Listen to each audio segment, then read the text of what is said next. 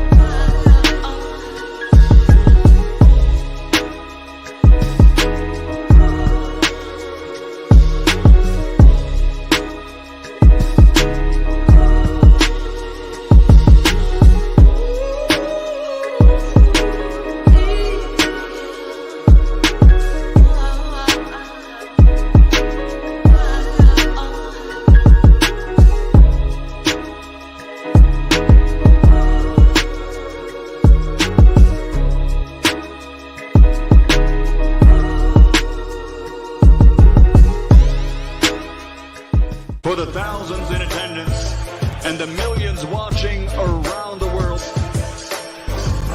ladies and gentlemen, let's get ready to rumble! Yeah. What's up? It's our Coach Malachi Williams in the building. We back. True Media Boxing Radio. We are back. Told you guys we are going through a rebranding phase. We going straight radio, man. True Media Boxing Radio, man. It is what it is. Everything will be going down probably by next week. Week after next, everything will be officially transferred over. You know, we're going radio right now. You get what I'm saying? So it is what it is, man. Salute to everybody, man. Shout out to everybody in the chat. Whole lot of stuff I want to talk about today. I have a couple of guests that will be on. Glazer will be on for 30 minutes. And then I'm going to have follow with Fred Barbershop Conversations. He'll be on for about 30 minutes as well. I don't want to take too much of these guys' time, but, and I supposed to have another guest. I don't know if that guest is going to come on, so I just want to make sure I got to try to limit everybody to 30 minutes apiece. Rick is still kind of sick, so you get what I'm saying? So it is what it is. I want to have fun with this subject matter today, right? And the reason why I want to have fun with this subject matter today is because we've been hearing a whole lot about, the face of boxing and our numbers show because this guy did such and such, that means he's the face of boxing and yada, yada, yada, blah, this quasi. And then the news broke 12 o'clock this afternoon that Paramount has officially shut down the Showtime boxing and all that stuff there. So this will be Showtime's last year showing boxing in any capacity. I found out about it early this morning, and I found out about it early this morning. Rick Glazer is the one that told me, and so I did post it on my Twitter feed. This before Michael Benson, anyone even said anything about it. But I just said, hey man, there's an announcement that's going to be going down, at 12 o'clock sometime today. You guys be on the lookout. I don't know what it's about. That's what I said. I said it very, very vague and stuff like that. But he told me what it was, right? He told me what it was like right in the morning, probably about 10 o'clock my time, East Coast time, 10 o'clock my time. That news dropped about 2 hours later, right? And it is what it is, a big announcement. And, Showtime is officially folding like HBO, right?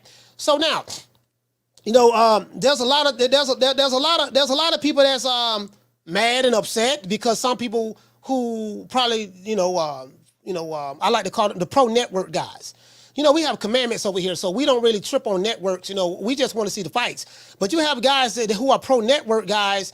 They were so caught up on, well, Showtime, and Showtime was connected to the PBC, and the PBC is the revolution, and we banging on Coons and Whitey and this and that, yada yada yada yada yada. These laptop revolutionaries. These are some of the most ignorant niggas I've ever seen in my life.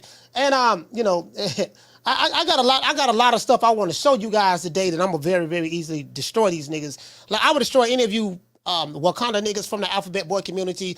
Just because you saw a video of Tariq Nasheed or Dr. Umar Johnson, or may have saw a couple of videos from the Amara Squad, you don't know shit. Because you have, and when I say you guys haven't done the reading and the research that I've done over the years, I know a lot of these niggas haven't, right? And they just regurgitate what they hear their favorite YouTube channel says because it fits their racial inferiority complex. and it fixed their victimhood mentality complex, and it fixed their, the Victim Olympics. You get what I'm saying? So, it is what it is. Again, I don't make no money off none of this shit. I don't. You know what I mean? Whether, networks come and go. In the past, ABC, NBC used to show boxing, and then it came a time where they wasn't showing boxing anymore. So things like this happen, right? It's really not that serious. But what's so funny about it is you had guys who were so dug in from an emotional standpoint because they felt like if Showtime failed, if you criticize Showtime, you criticizing Al Heyman and the PBC, because these guys are fake laptop revolutionaries. They probably were suffering. They probably didn't have a father in their life, or whatever, you know what I mean? And they look at Al Heyman as their savior. And I tell these niggas, Al Heyman don't give a fuck about you niggas. Al Heyman gonna do what he do for himself in order to fatten his pockets. He's a businessman, right? I.e., that's why he get money from the white folks. So you can't have a black revolution if you're taking white folks' money. It doesn't work that way. White folks are not gonna fund a black revolution to bang on whitey. Doesn't work that way, like a lot of you Wakanda niggas from the Alphabet Boy community, better known as the LDBC, that I like to call the SLDBC, the Slow Learner Disability Boxing Community. You know what I mean? Like this bullshit that your leader, Jabba the Hutt, be spitting, and his minions, these fuckboys who follow him, be spitting on all these years. So I always came out and banged against that, right? And I have a right to do that, because that's the position I've taken. And I feel like that I've taken the right position. I really don't care. I don't give a fuck what the Mexicans say who don't like me. I don't give a fuck what the whites say who don't like me. I don't give a fuck what the Asians or the blacks say who don't like me. I don't give a fuck. Anybody can get it. I am the real can man on this shit as far as I'm concerned. I don't care. I don't want to be your friends. I ain't trying to be down with your boxing communities. None of that. I'm good. I'm Gucci. I'm riding shotgun all by myself dolo, because I've been doing this shit long enough to know that some of the niggas who be down with you today, they'll turn around and be making videos about you tomorrow. That's how this shit works. But it is what it is. Let's get into the show. Let's give everybody that's here a round of applause.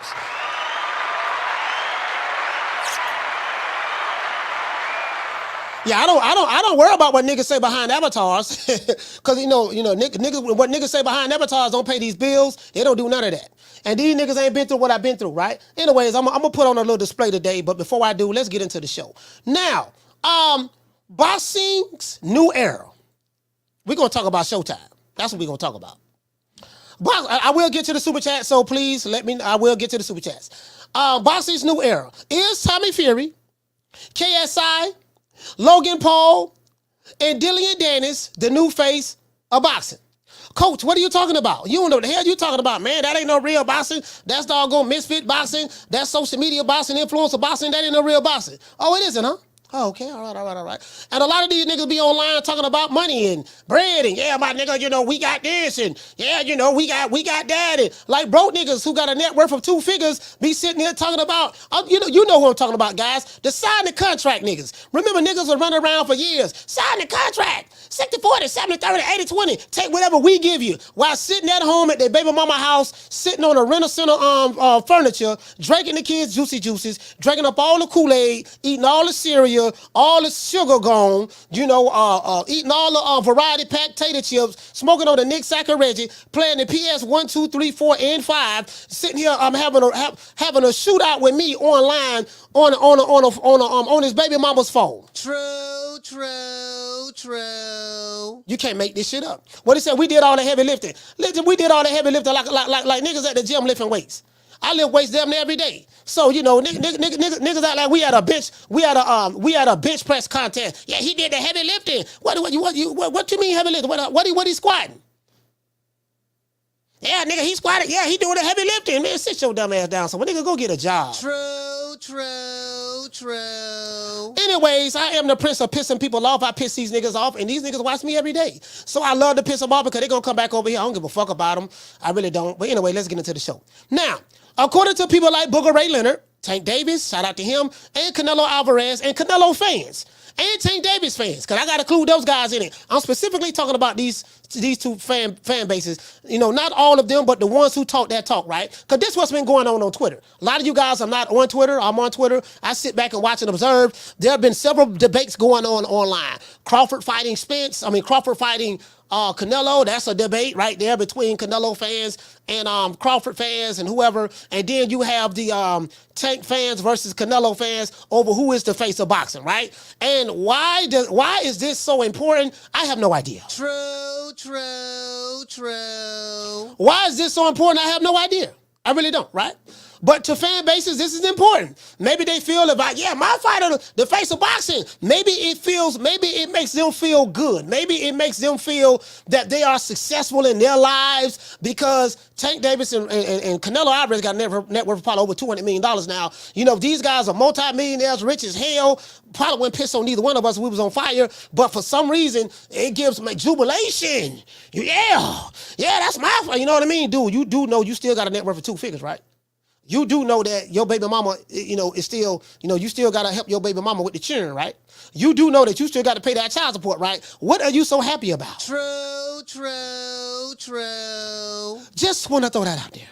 And again, I don't want to throw anybody under the bus. Now, these guys are the face of boxing based on being a draw, based on being an attraction, and based on being able to put butts in seats, as Booger Ray Leonard would say. Leonard Ellerbe and Calvin Ford have made several arguments stating that Tank Davis is the face of boxing because he sold 1.2 million pay-per-view buys in his match with Ryan Garcia. Notice how they never include Ryan Garcia in this equation.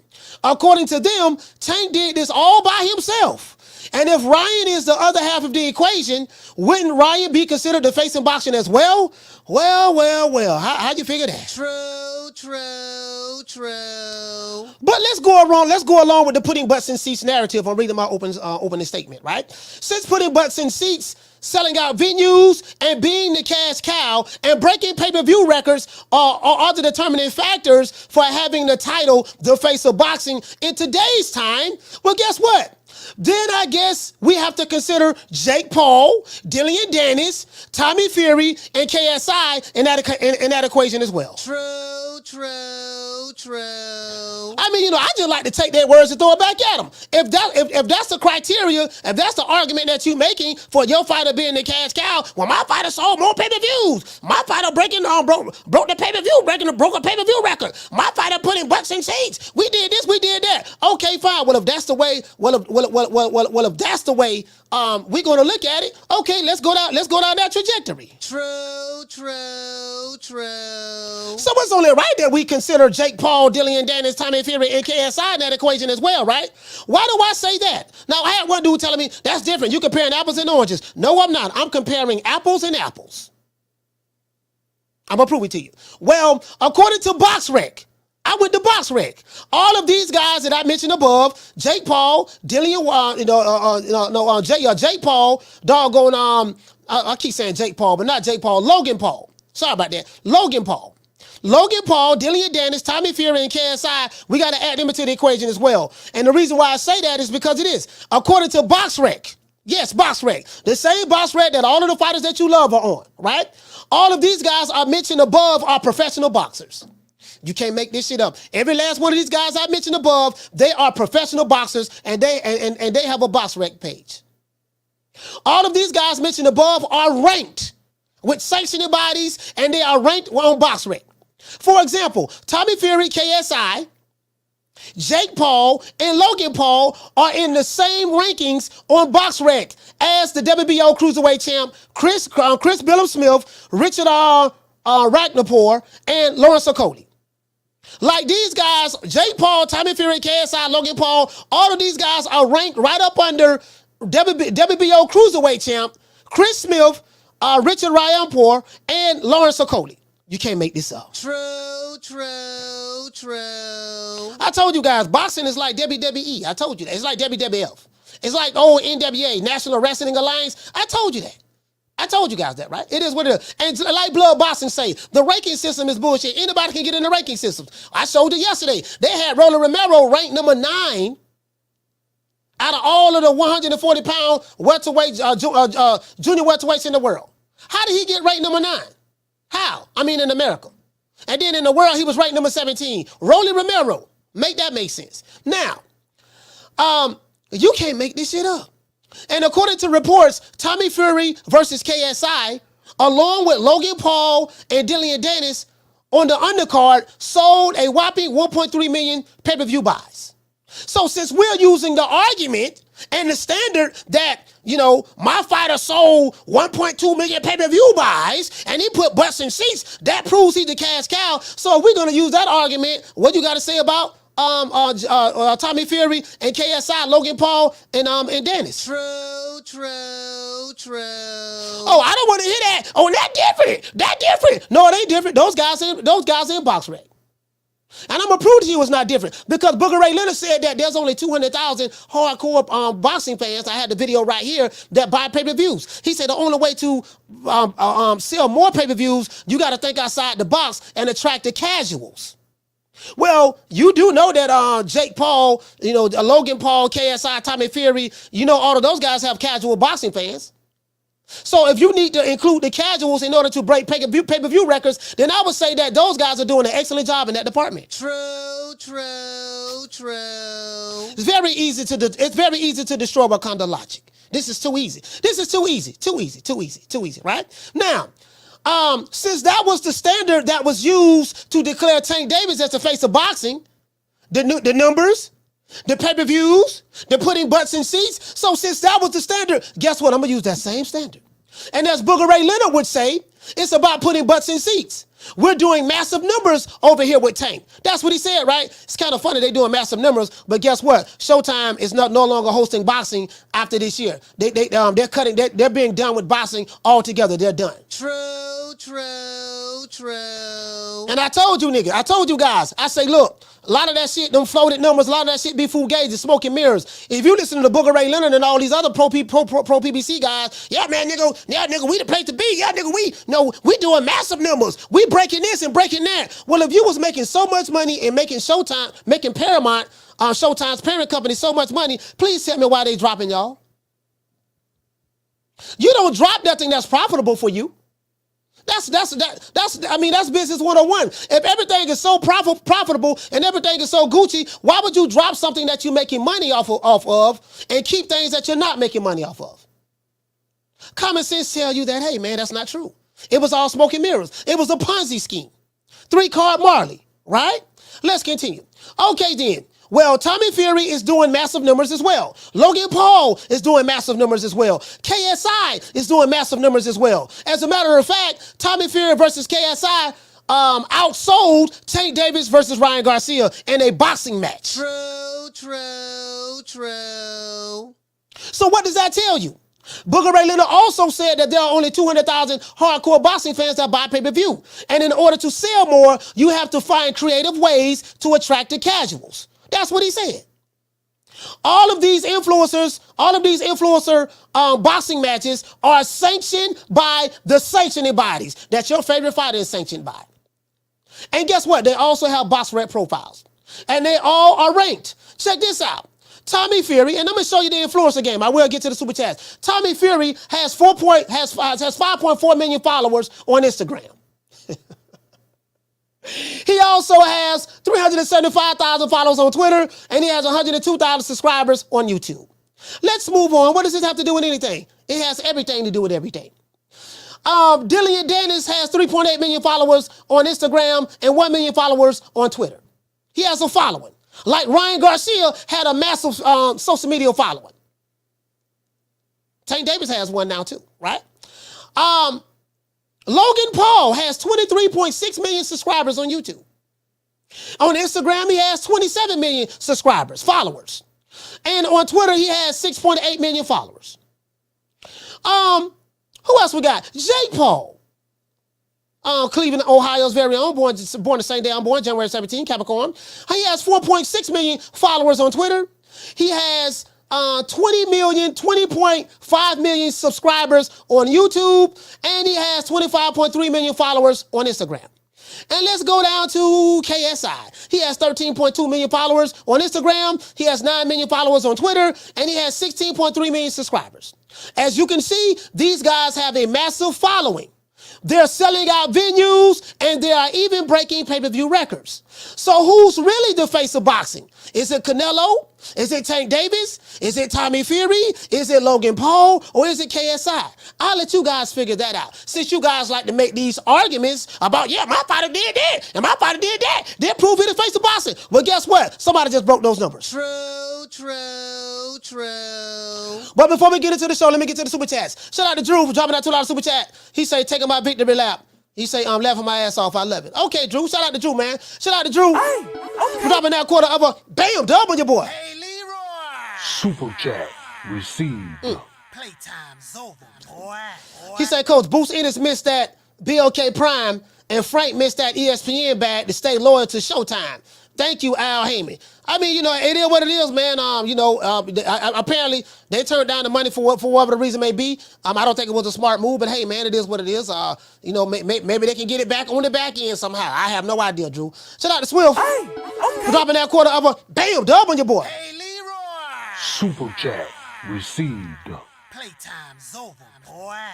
And Swift said same thing with Wilder. After he declined the DAZN deal, Showtime dropped his ass. Yes, sir. Some of these guys do some of the dumbest things, and the crazy part about it is the Wakandites out there sit there and promote it. See, I told you guys, I'm an anti-narrative YouTube channel.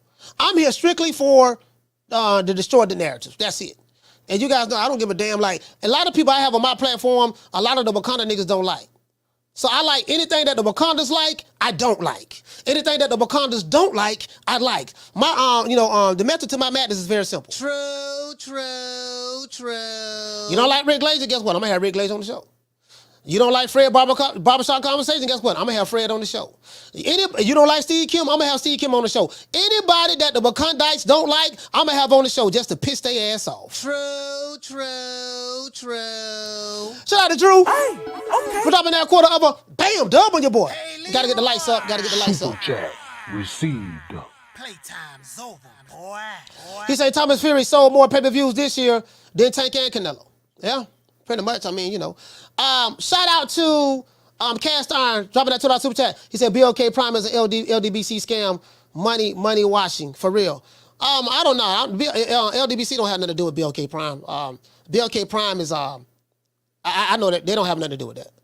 Remember, they hated on Blue. They hated on Blue Bloods when he announced he was with them because because they was with him. You know what I mean? Because of the Terrence Crawford. Because they hate no Terrence Crawford. So you know what that is. Shout out to Justin Watson. Hey, okay. For dropping that quarter of a bam hundo on your boy. Hey, Leroy. Super chat received. Playtime's over, boy. He said, check your IG. I checked it earlier, so unless you're talking about something else, Justin. I checked it earlier, but let me check it and see.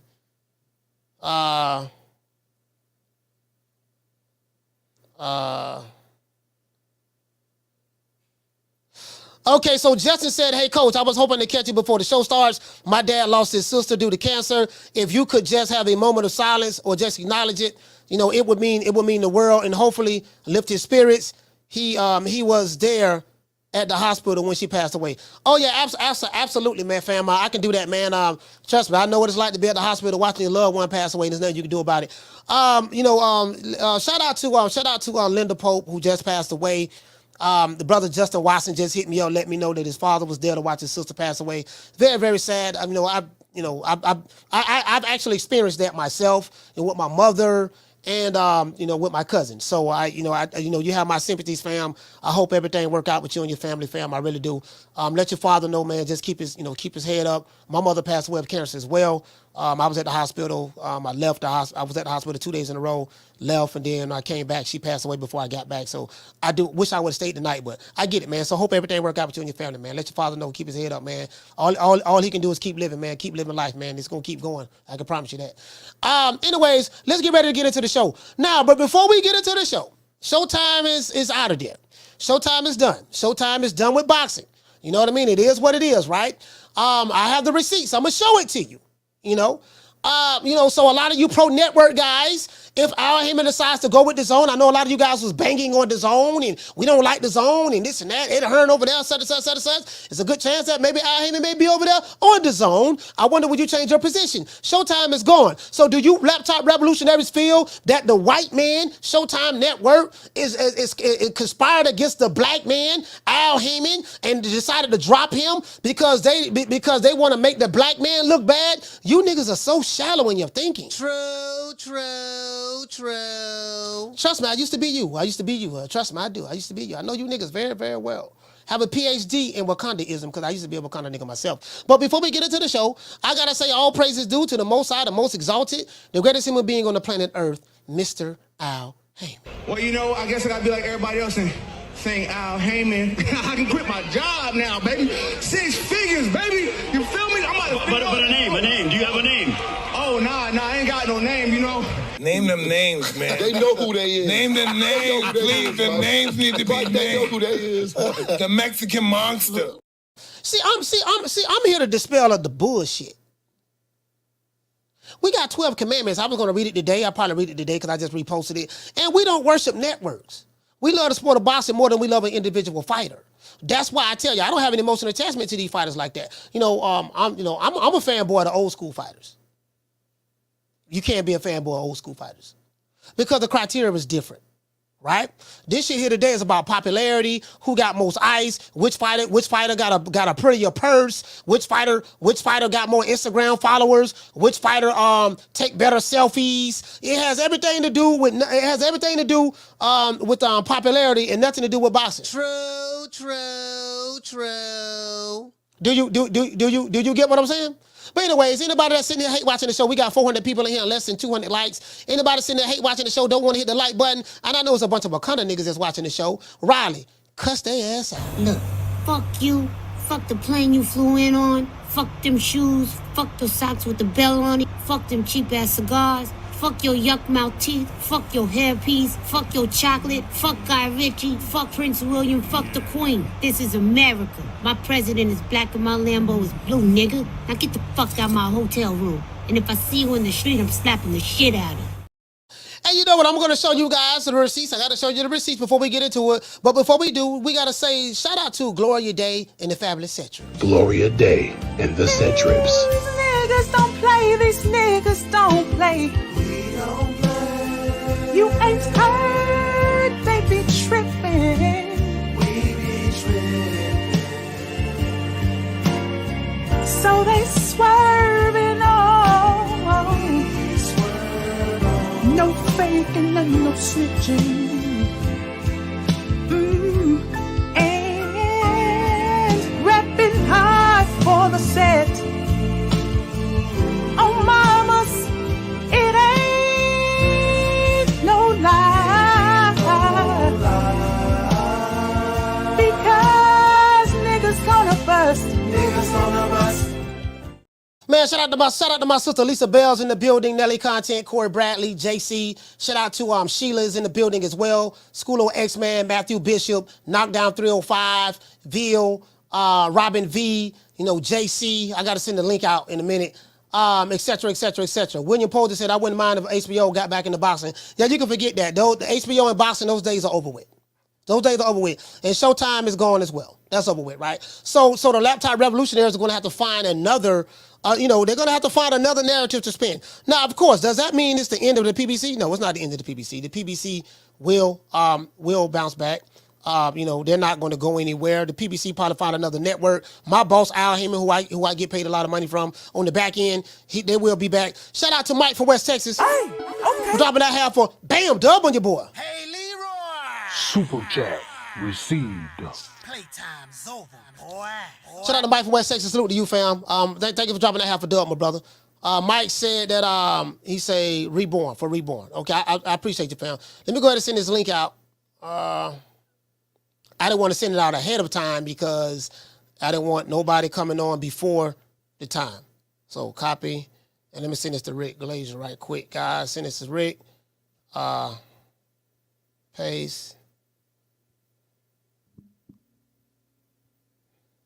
Yeah, I didn't want my opening statement to be interrupted. You know what I mean? Sometimes you send these links out and people will pop on, and I didn't want it to be interrupted before I finish.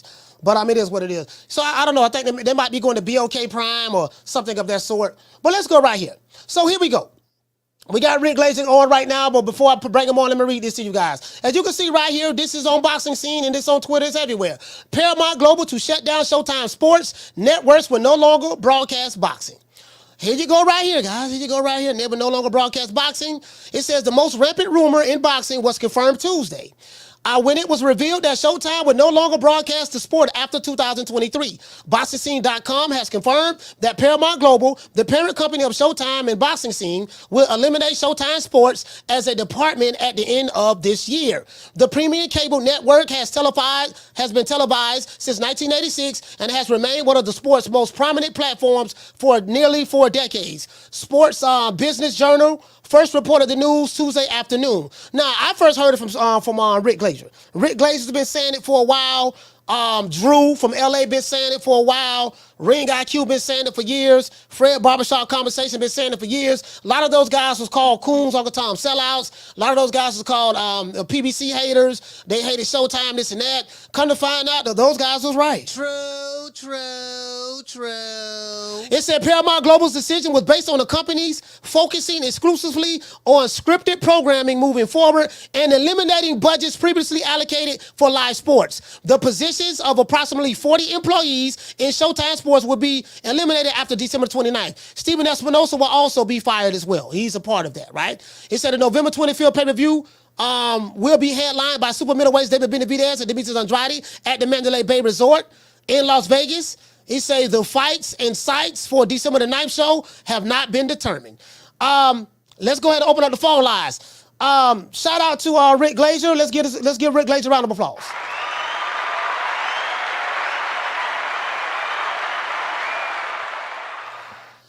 Slick Rick, what's going on, fam? Just waiting on you, buddy. Waiting on you.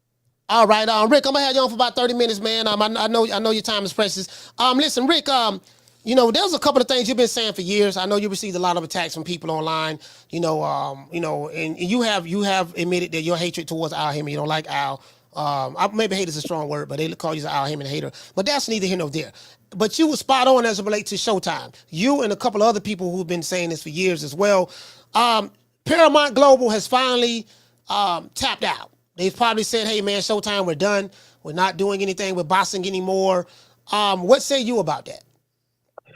Well, I said back in December that in the fourth quarter of this year that Showtime would be shutting down boxing, and they'd make a public announcement about it.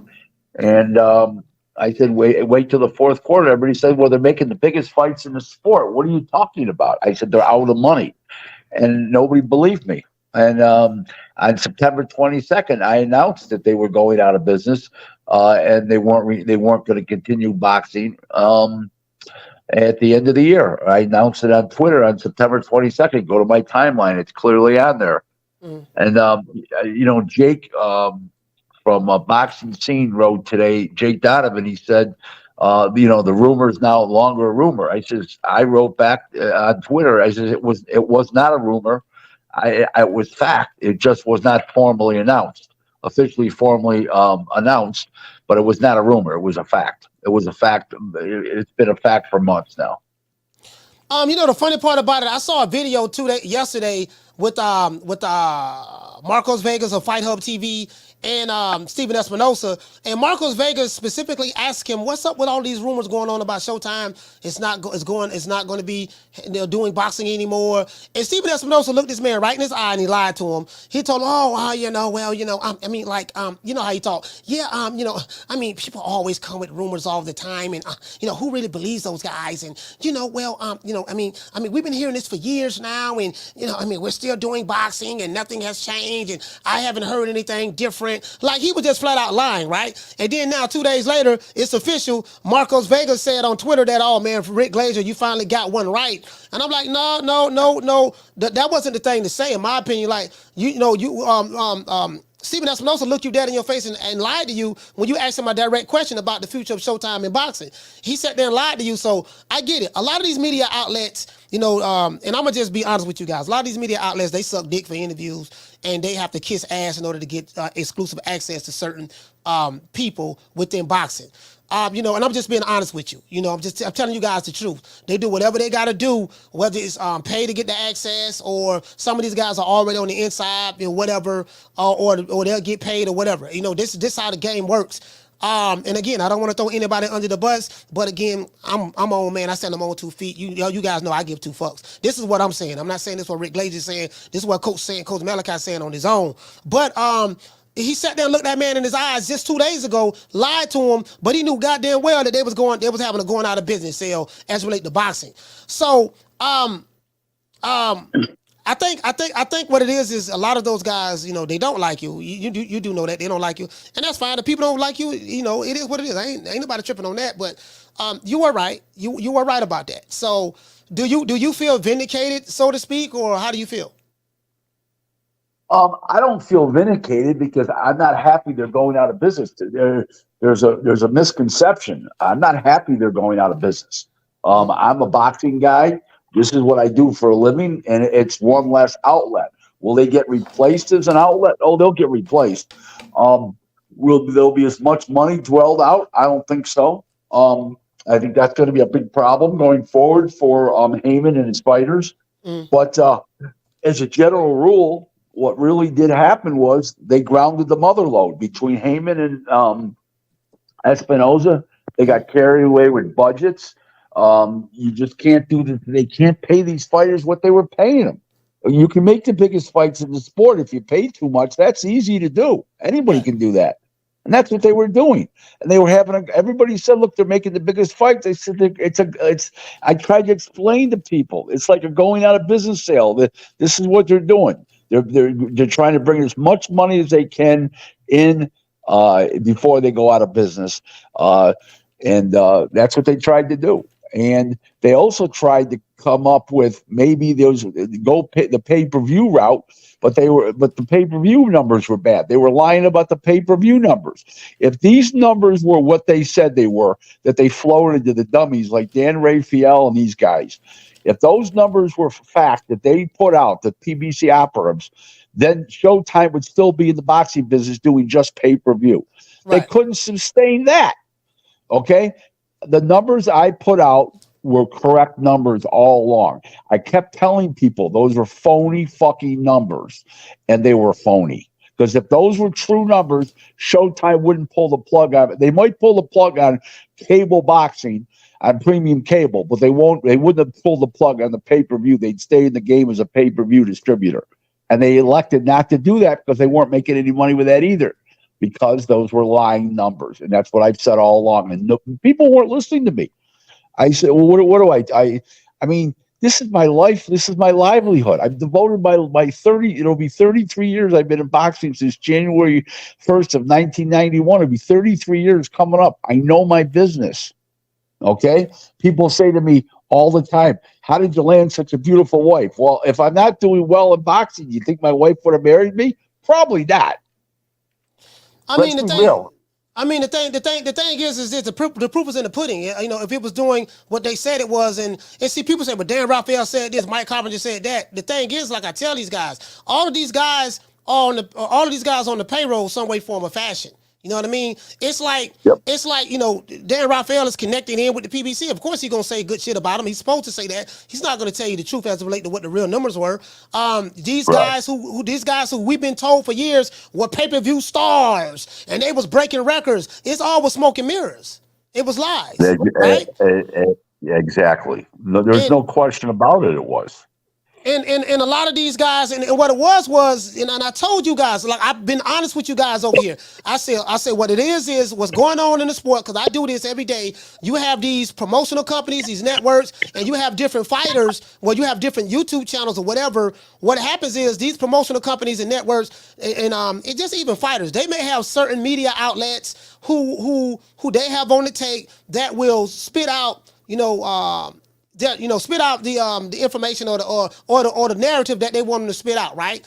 And people look at these guys as trusted sources. Well, all of them are connected together some way, form, or fashion, because these guys want to have access to interview fighters. I told you guys I really don't care too much about that. I'm the star over here on this show. These fighters don't really give a fuck about you like that. To be fair, a lot of them, most of them, they don't. To be honest with you, they'll smile, take a picture with you, that's about as far as it go. But I really don't care nothing about that. I just want to, do my thing over here. So and I don't knock the hustle. There's a financial interest for these guys because it helps build their YouTube channels and it helps build their credibility and makes them authority in the sport of boxing when people go online and look up information. So I do get it. But Rick, so what say you about PBC. We're hearing a couple of things. We're hearing they're going to BOK Prime, they're going to Optimus Prime, or they're going to Amazon Prime, or we're hearing they could be going to the Zone. I'm pretty sure Al Heyman is working on something. My boss, because I want to continue to get paid on the back end. Where do you see that? Where do you see that they're going to land at? You know, it's a great question because if they go to, I think that Heyman's going to be hard pressed at to go to the Zone because the Zone's going to force him to fight the other DAZN fighters from Golden Boy, Matchroom, and I think that that's going to be a problem. I think there is a little money there, but I also think that Heyman's trying to go out and raise money. Amazon Prime deal doesn't pay anything. It's just strictly going to be pay-per-view distributorship. There's no guarantees. But Heyman will dangle that carrot in front of an investor or investment group or some company to fund because of the, attaching themselves to the name Amazon Prime would be big for some company. So Heyman will use that as a lure. So I don't know what he's actually going to end up doing, but right now he's in a he's not in a bargaining state. He's in a desperate state because he's blown up 11 networks since 2015. Since PBC started, he's blown up 11 networks. 11 networks. So which one were those? There was 8. Can you name some of them? I remember Fox. ITV in the UK. We had that for 4 fights. He blew that up. Okay. Let's see, Bounce TV, Spike TV. He did NBC Sportsnet. He blew that up. Fox FS1. He blew up now Showtime. I believe that's like around 11 right there. So we got ITV, Bounce TV, Spike TV, NBC. Or CBS? NBC and NBC Sportsnet, which is actually it's the same parent company, but 2 different things. He blew CBS up. He blew CBS he blew ESPN up. Aram ended up getting that deal. He blew ESPN up. Like I said, Bounce, Spike. There's 11 total. Off the top of my head, I don't know them all. What but about that should HBO? Be pretty bucket left. What about HBO? No. He left in 2013, and they continued on to 2018. I can't blame that on him. Yeah. So what? Explain to us how this works, Rick, because again, a lot of these fighters, like you say, they probably get a crazy guarantee money. Certain fighters that really ain't worth the guarantee, but they're getting the money. But in the end, it hurts the networks. The networks is losing money. It hurts when fighters get overpaid. Now, when I say overpaid, it doesn't mean a 4th fight on a show and the fighter's supposed to be getting 50 and he's getting 60 or he's getting 75 instead of 60. I'm talking about hundreds of thousands and millions overpaid. Okay, one particular fight, I'm not going to mention any names, that PBC did back in 2015 when they first went to the PBC route. The fighters got a combination of $6 million. I asked 2 promoters what they would have paid the fighters, and they said $1.5 million total between them. One promoter said 1.2 million total, and the other said 1.5, and Heyman paid him $6 million, $3 million apiece. And that's been a consistent pattern that he's done. Now, when he ran out of that Wide L Reed money, when he ran through all that hundreds of millions, then he was relying on Showtime's money. And then now he's busted out Showtime. So, the boxing budget, and they don't want to put any more money into boxing. And that's where we are today. And they were lying about the pay-per-view numbers. That's so obvious. It's incredible. Yeah. Yeah, I mean, I know. It's one thing I do know, and I can't really get too much into it. But I remember the Terrence Crawford situation like it was yesterday, just based on conversations that I've had. I remember last year when Terrence Crawford want transparency. He want to see the books. He want to see that. And people were saying that Terrence Crawford was a fool. He should take what they give him. All this stuff there. You don't have no right to ask for no transparency. You didn't ask Barbers no transparency. Errol Spence is the cash cow. He's doing astronomical pay-per-view numbers. He's doing this and doing that way more than you. Well, come to find out that Spence wasn't doing the pay-per-view numbers that was being floated out there and that was consistently being regurgitated by the people who I like to call the Condites online and different media outlets. Those was lies because once that brother from Omaha, Nebraska got an opportunity to see what was really going on, that's when the rubber hit the road. It's like, oh, okay, wait a minute, hold on. Wait a minute, y'all was overvaluing this guy, saying that he was so much of a bigger star than me, only to come to find out that no, he wasn't selling that much more than me. Correct. You know what I mean? 100%.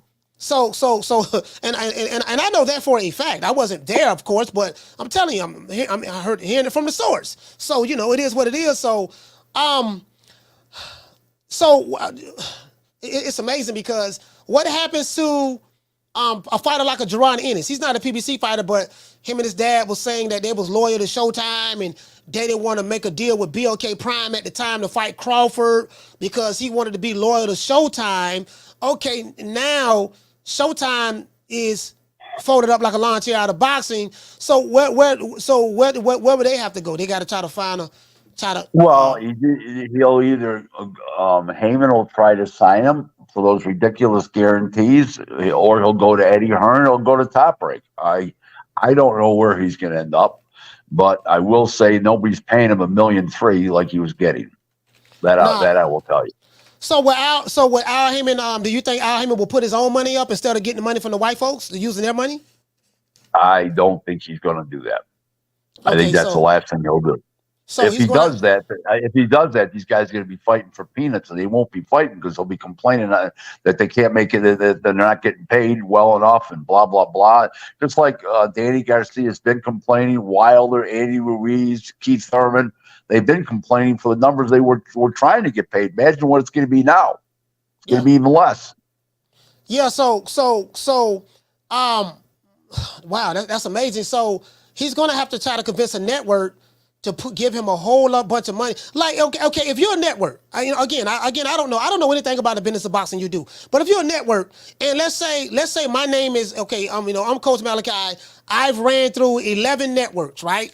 And I blowed them all up. I'm paying fighters exorbitant amounts of money, and I pretty much had my run, but I failed at I don't think there's a TV executive going to put themselves on the line for that guy, for him, Heyman anymore, with his reputation and his horrible track record he's had over the last 8 years.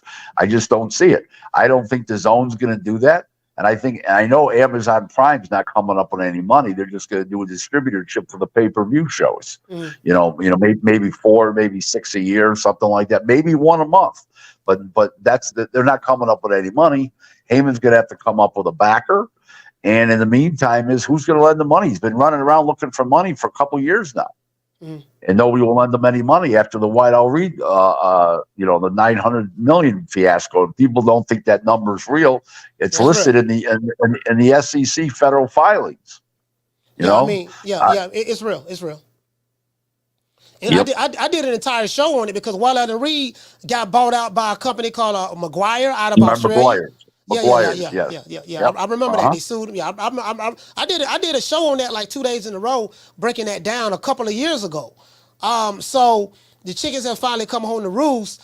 Why Al Heyman won't put his money up? Why does he have to depend on white corporate dollars to pay for his black fighters? Because it's a losing business. He's running. It's almost like a scam. It's smoke and mirrors. They don't make any money. It's all numbers that don't exist. Smoke and mirrors. So what about the Arabs? Do you think the Arabs will put some money up? No. Heyman's reputation now has got to the point now. It's horrible. It's horrible. My attorney friend in the entertainment business, he's in the TV business in LA. That's where I get my pay-per-view numbers from. He said to me that Heyman's name in PBC is mud. So there you go. Why would you? Okay, is it mud because the white corporate structure is conspiring against the black man to try to take him down? Why is it mud? No, it's because he burned the Whiteout Reed the $900 million. He's network out of business, even though NBC's now got back into Peacock and ESPN continued on with Ellerbe, but he burned up 11 networks, and people know about that. It's a small industry. They all know each other. All those TV executives have worked with one another, at some point in time, and they all talk and stuff like that. His reputation's mud now. Mud.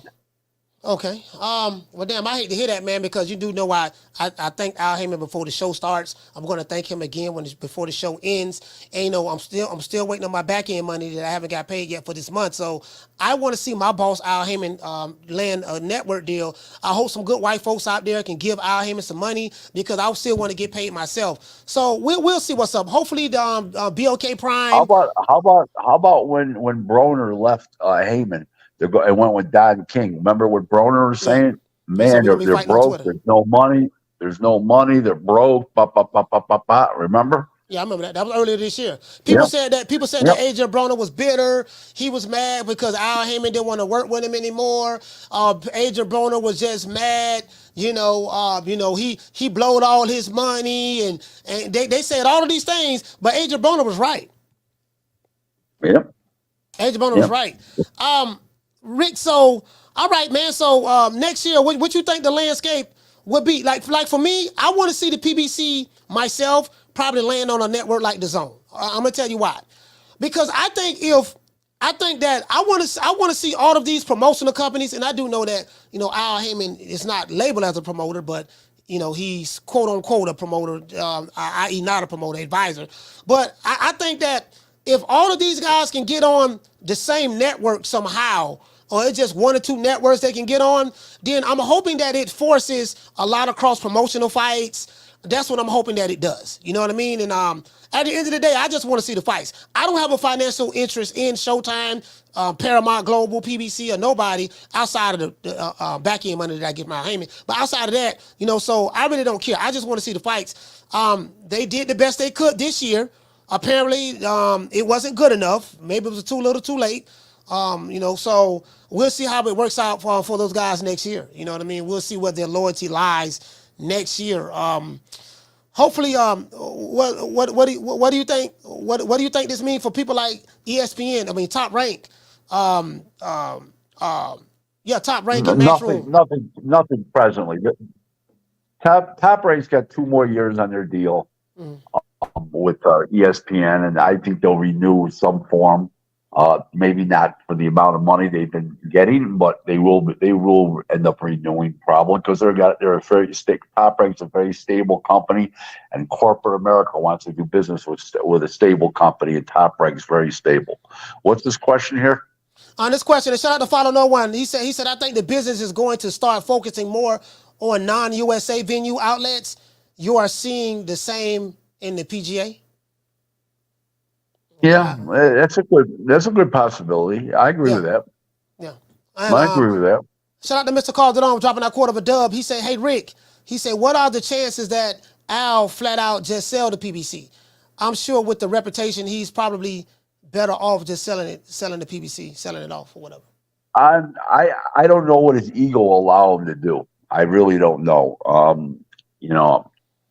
As much as I talk about the man, and I don't in that area. I don't know what he would do. If he sold it, it would be some kind of thing that he'd want too much money if he was trying to sell it. And don't forget, he would have to pay back Whiteout Reed all that money, and and he would never get anywhere near $900 million. Could he get $20 million for it? Maybe, but I don't even know if you get that anymore because he doesn't have a TV network. The fighters are aging. All of them lose when they step up to the plate and they fight the top-ranked fighters and the other fighters. So I don't know what's going to happen. Okay, well we'll see.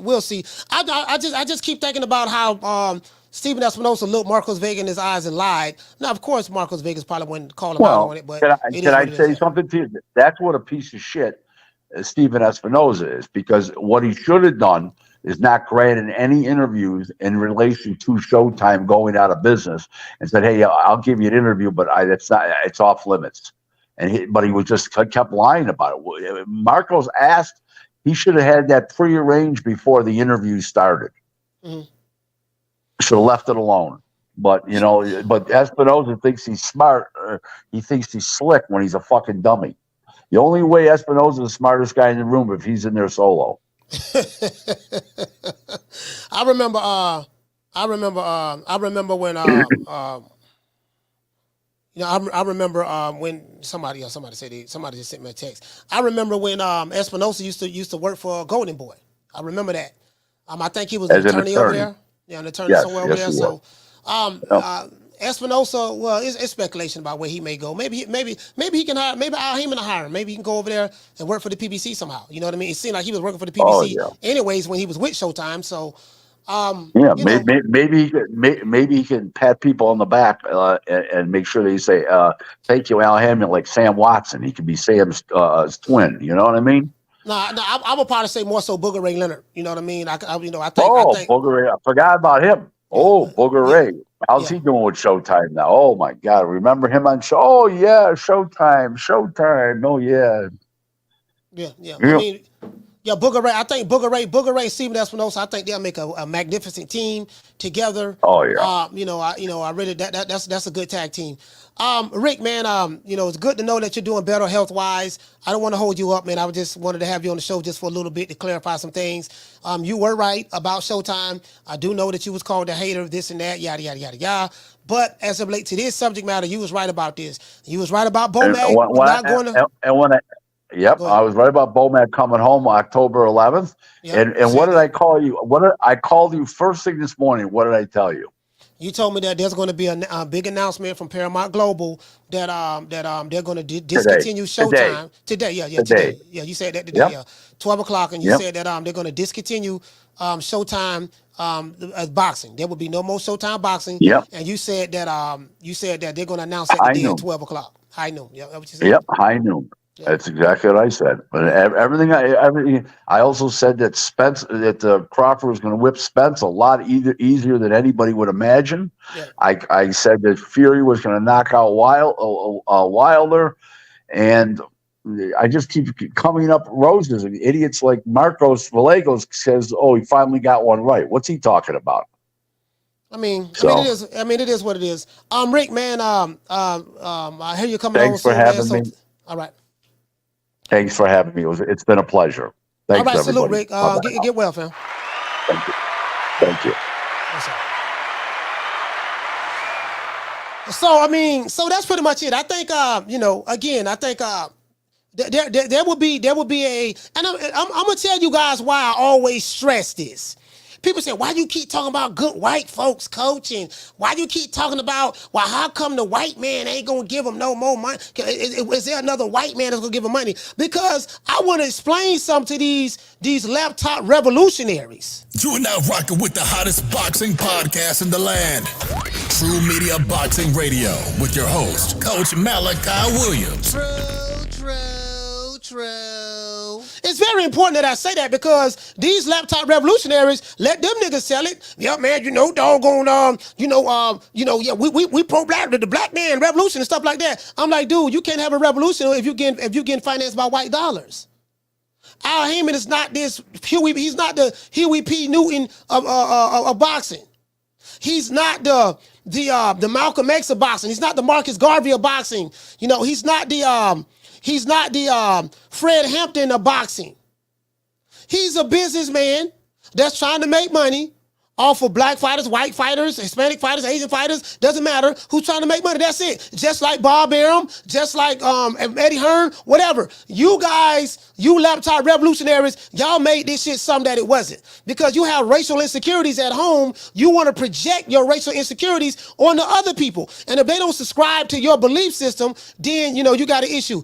I got, let me drop the link for Fred Barbershop Conversations. And then I have a display I'm going to put together. I got a whole lot of shit I'm going to show you guys. He's going to be on there. Let me drop the link for this brother right here, right quick. Hold on, guys. You know, I'm letting you know. Y'all talk that pro-black shit, but how can you be pro-black when you get the money from Whitey? There's no such thing as being pro-black when you get money from the white man. I just want to let you know that. That's how this works. You get what I'm saying? Because whoever controls the purse strings controls the outcome of whatever situation that you're trying to accomplish. Do you get what I'm saying? So that's why I keep throwing that shit back in their face. Now, the black Al Heyman is going to have to find another white man to get some money from in order to fund his organization. True. Just want to throw that out there. You get what I'm saying? Hold on. Just want to throw that out there. And see, these Wakanda niggas don't want to hear that. They don't want to hear that because it doesn't fit their narrative. It goes against their narrative, so they don't want to hear that. I'm going to put the truth right back in their face. No, Wakanda nigga, no, Wakanda. No, bring your ass back over here, boy.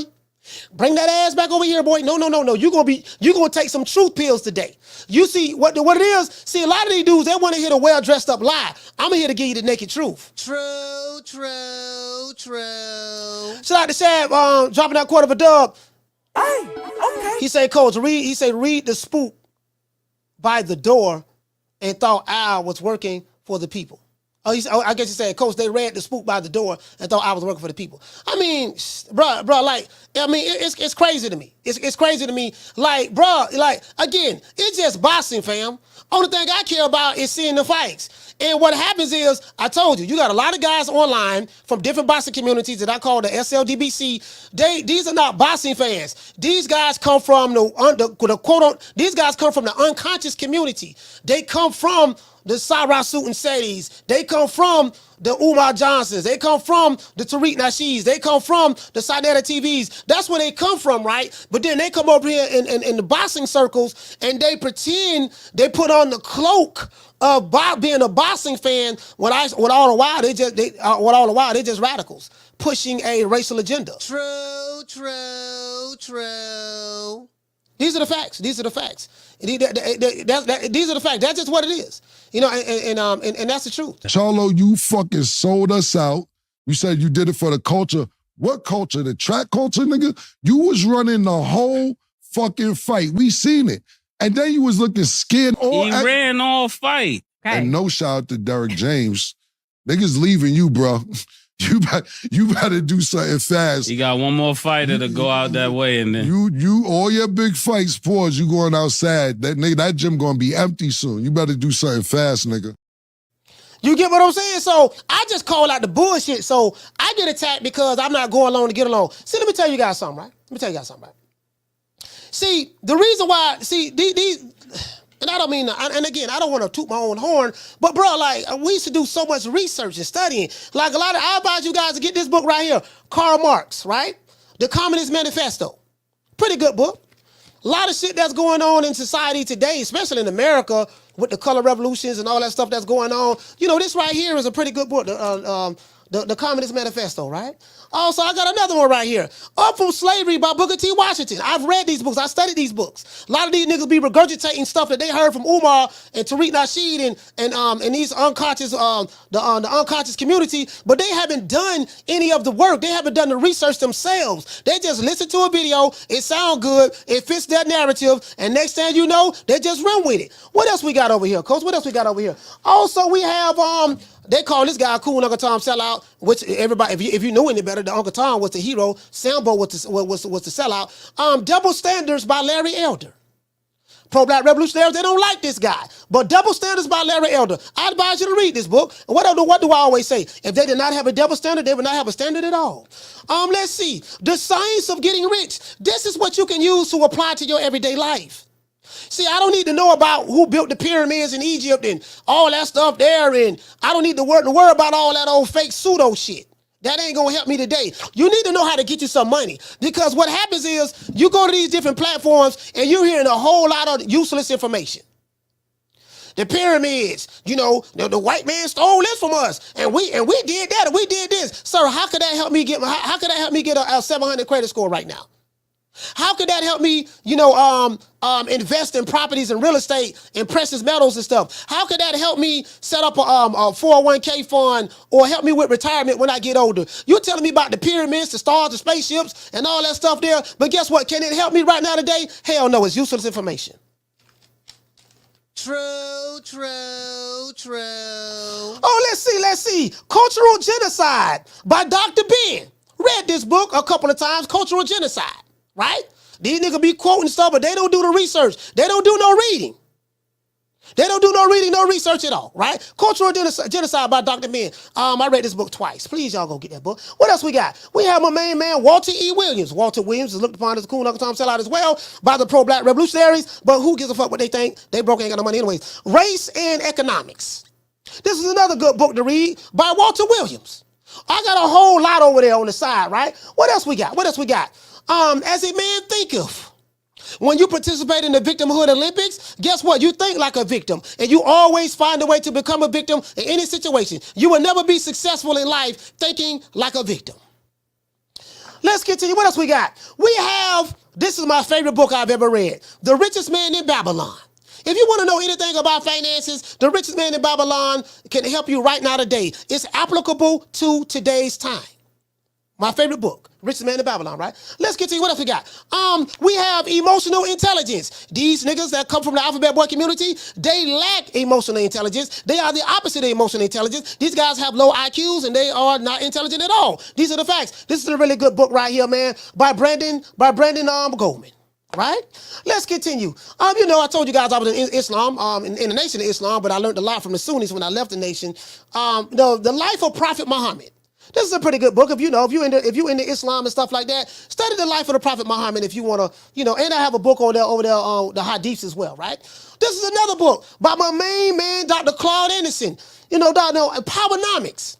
Niggas talking about skin color politics, I'm focusing on powernomics, how politics work. How can I buy me a politician so I can help use him in order to help pass policies that's going to help benefit me and my people or me and my circle that I'm around. I'm talking about on a local level. I ain't talking about on a national level. I'm talking about on a local level. Powernomics by Dr. Claude Anderson. Yes, sir. Another good book. Another book by Dr. Claude Anderson, Black Labor, White Wealth. He breaks down a lot of stuff, what happened in the past, as it relates to what is the net worth of blacks in America right now today in comparison to what it was back then. How much wealth that the group controlled as a group, right? We have another book right here. We have Dr. Francis Cress Wilson, The ISIS Papers. I know all of this shit. Read this book 4 times, The ISIS Papers. I was in this pro-black shit real deep. I was living this shit, doing security and stuff like that, in different cities, in the nation, and reading all this stuff, right? So these niggas online, these niggas on YouTube, they lightweight to me, right? Have another book right here, my master teacher, Dr. John Henry Clark. This is one of Malcolm X's best friends. Malcolm learned a lot from this guy, Dr. John Henry Clark, right? Another book right here. Y'all like to throw this name around. Uncle Tom. Uncle Tom's Cabin. If you read this book, you would know that Uncle Tom was the hero. Sambo was the sellout. So when you call me a Tom or call somebody, nigga, you a Tom, you right, I am a Tom. I totally agree with that. I'm the hero, nigga. I'm the hero. You know what I mean? Uncle Tom was the one that once he became free and he escaped through the Underground Railroad, went to Canada. He came back. He was coming back and forth, helping free blacks who were slaves who wanted to be free and help them find their way back to Canada. Now, when niggas online talk about the code, this is who they talking about. They talking about Dr. Neely Fuller. The code, right? Neely Fuller Jr., right? The United Independence Compensatory Code and System and Concept. A compensatory counter-racist code. So when niggas talk about the code, this what they talking about. But they don't know nothing about this code. So when niggas tell me you ain't on code, bullshit, nigga, you don't even know the code. I read this book 4 times. Years ago, but I read it 4 times. Another one of my favorite books, the 48 Laws of Power. I love this book. One of my favorite books, 48 Laws of Power, right? Also, you guys know I have The Theology of Time by the Nation of Islam, Honorable Elijah Muhammad. This book right here is a pseudo book. This book is worthless. The Theology of Time is a book full of bullshit that I used to believe. Talking about spaceships and the spaceships coming back and black people flying spaceships. They're going to come back and kill white folks. And anybody who's in the nation that's a believer going to get beamed up on the spaceship and we're going to be saved. This book is bullshit. Do not buy this book. Also, my main man, George Orwell, 1984. This is a hell of a book right here. 1984 by George Orwell, right? This is a hell of a book right here. A lot of shit that you see that's going on in society today, this man talked about this in 1984, years ago, right? And then we have a book, another one of my favorite books, The Invention of the White Race.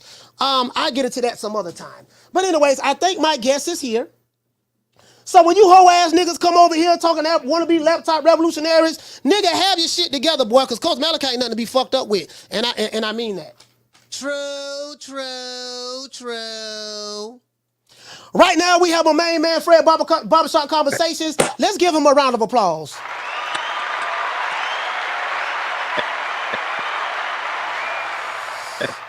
Fred, what's going on, fam? I was just doing a little talking around my mouth, doing what I normally do, cooking a little bit. Thank you for having me on, man. And the first, hopefully of many. Hopefully they'll allow me on their platforms to do interviews, man, so I can call them a liar to their face, man. You know what I'm saying? But thank you for having me on your platform, man. If you hear my voice, you should give me a standing ovation right now. Not because I am advocating for them to lose or win, but I was the fearless man that told you guys to prepare for this day. And then people want to say, oh, but Showtime is out of business. How can you feel bad? Mm-hmm. I told them 2 years ago I told them that water was poisonous. I told them that Al Heyman was a snake. I told them Steven Espinoza was lying in the Earl Spence, Terrence Crawford negotiations. You know what I mean? My information was so good. Bomac reached out to me and was like, how the hell you know that? Fred, I'm gonna be direct. You're gonna have some people that's here that may say that, hey man, you are a Al Heyman hater. You hated the PBC. Yeah. You upset because they took your press credentials, Kelly Swanson, and ever since then you've been on a I hate PBC and I hate Showtime warpath. What say you about that? Is there any validity to these things that people have said about you? Some people's perception is their reality. As I said to you guys a long time ago, on my platform, May of 2018 was when I realized Al Heyman was a sham. I knew he was a fraud, and it was long before my credentials was taken. It just got public because I didn't care at that point. When you know someone is a liar, you got to stand for the truth. And it boiled over into my credentials being taken. But I'll take you guys back to May 2018. It was the Gary Russell fight when he fought Jojo Diaz. And I was there specifically to go there because those you don't know, I owned a condo at the time in Toronto. So it was in my best interest to go to Adonis Stevenson versus Badu Jack, which ended in a draw that night, right? It was in my best interest, right? I had $1 million. I owned $1 million. I since sold it, but I owned $1 million condo in Toronto. But I didn't go. The reason why I didn't go was because I said I finally got Oscar De La Hoya where I want him to ask him about those emails. Yeah, we know the story. We know the story. Yeah. We know the story. What happened with you, Oscar, and the BBC and stuff like that. So long story short, Al Heyman canceled all the press conferences where media asked questions because he did not want me asking Oscar De La Hoya about those emails under his umbrella. And that's when I realized it's all a sham. It's all like as you said prior to this, Al Heyman is black and he stands for black fighters. No, he doesn't. He stands for money. He stands for green. And as long as people got to understand this. Al Heyman owns the talent. As long as he owns the talent, there's nothing that these fighters can do. He can go and squeeze as much money from as many networks as possible because he has the talent. Now, the talent is beginning to age out. It's been a 20-year window where these fighters are beginning to age out, and he doesn't have a new crop of fighters because he has manipulated the game because it's not regulated. Boxing isn't regulated. And in some cases it's good, and in some cases it's bad. It depends on the type of business that you're doing. But Al Heyman, from that perspective, has manipulated the game, and more importantly, brainwashed and manipulated the talent. And now these fighters are in the later stages and be like, hold up, Al Heyman didn't overpay me. If he so you got to do the math, and people don't understand longevity. People just see for today. right? For example, the average income of a black man is $36,000, but when you look on TV, it looks like everybody's a millionaire. Jewelries, Range Rovers. The average salary of a black woman is $30,000. So what I'm saying is the foresight isn't there. The foresight, thinking long term. So when you say, oh, he paid me $3 million to fight this guy, but you only fought once that year. So my thing is this. Okay, yeah. Whatever Al Haymon's business model is, that's his business model. Right. However, his fighters are cool with it. They're happy with it. Right. And if they're happy with it, I don't have a problem with it. I don't see why me or you or anyone should have a problem with it. Those fighters are happy. You know, they love Al Haymon. That's fine. As it relates to the network, you know, the Showtime. You were one of the guys who were saying, hey, Showtime was going to not be having boxing soon next year or somewhere around that time. You was one of the guys as well. Now, a lot of people feel afraid that you come off as a disgruntled employee. I'm gonna tell you what I mean by that. Sure. In the past, you used to be LDBC. Right. And you used to spit LDBC propaganda and rhetoric in the past. The issue that I've had with you in the past, and I don't have an issue with you now, that I felt like you, along with another guy that I'm all right with, Blue Blood Sports TV, you and some of you guys led the charge in tearing down certain black fighters, i.e. Terrence Crawford, in the name of the PBC brand. And I think that, and I'm just saying me, could be wrong, but that's my observation of it. And I'm not trying to throw you under the bus, but I'm being as honest as I possibly can. Right. And I felt that. Okay, man. Listen, man. I know you guys was down with the PBC at the time. You was down with Errol Spence, but it was a lot of shit that was said about this guy. And I'm not here to defend him, but I just want to call out, you know, what made me jump in, what helped make me jump in the game. As a matter of fact, I started my YouTube channel was because of you, because of your show. I saw, and I told you this story before. I saw a show with you and Drew Titan, and Drew Titan, you didn't say anything. But Drew Titan had wished death on Sugar Hill Stewart. And he said, you know what? I was so upset with you that I said, God damn it, that I wish you burnt up in the car fire. And I just thought that was just so radical and so crazy. That's when I decided, you know what, I'm gonna just start me a boxing channel, right? And now you didn't say anything. You cringed when he said it. I saw your you wasn't with it at all. You cringed when he said it, but the criticism that I've heard of you, that's what people have had. So I say all that to say this. As of late, the Showtime leaving boxing, I don't want to seem like, are you joyous that they're leaving? Are you like, yay, I was right. I told y'all. Like, how does, the rest of the fighters, the sport of boxing, how does that advance the sport of boxing? I get what you're saying. You were right about that, but it seems kind of disingenuous to some people because you was once on their side, but then you seem like you upset because you're not with them anymore, or whatever, and then now you're attacking them. That's what it seems like to some people. Now, me and you spoke before, and you told me that wasn't the case, but there's a lot of people who still feel that way. What say you about that? Yeah, I'll go back. Ask one question at a time, so we can get all the answers out. Okay. I'll say this: like you don't know till you know, right? You was a member of the Nation of Islam, right? Yeah, I was 25 years. 25 years. 25 years. So you don't know until you know. Right. Two, I never was a member of the LDBC. I do have people that I absolutely am friends with, but I've always been a standalone guy. And I stand on what I personally believe. I think that people got to understand truth. Truth travels at different speeds to some people.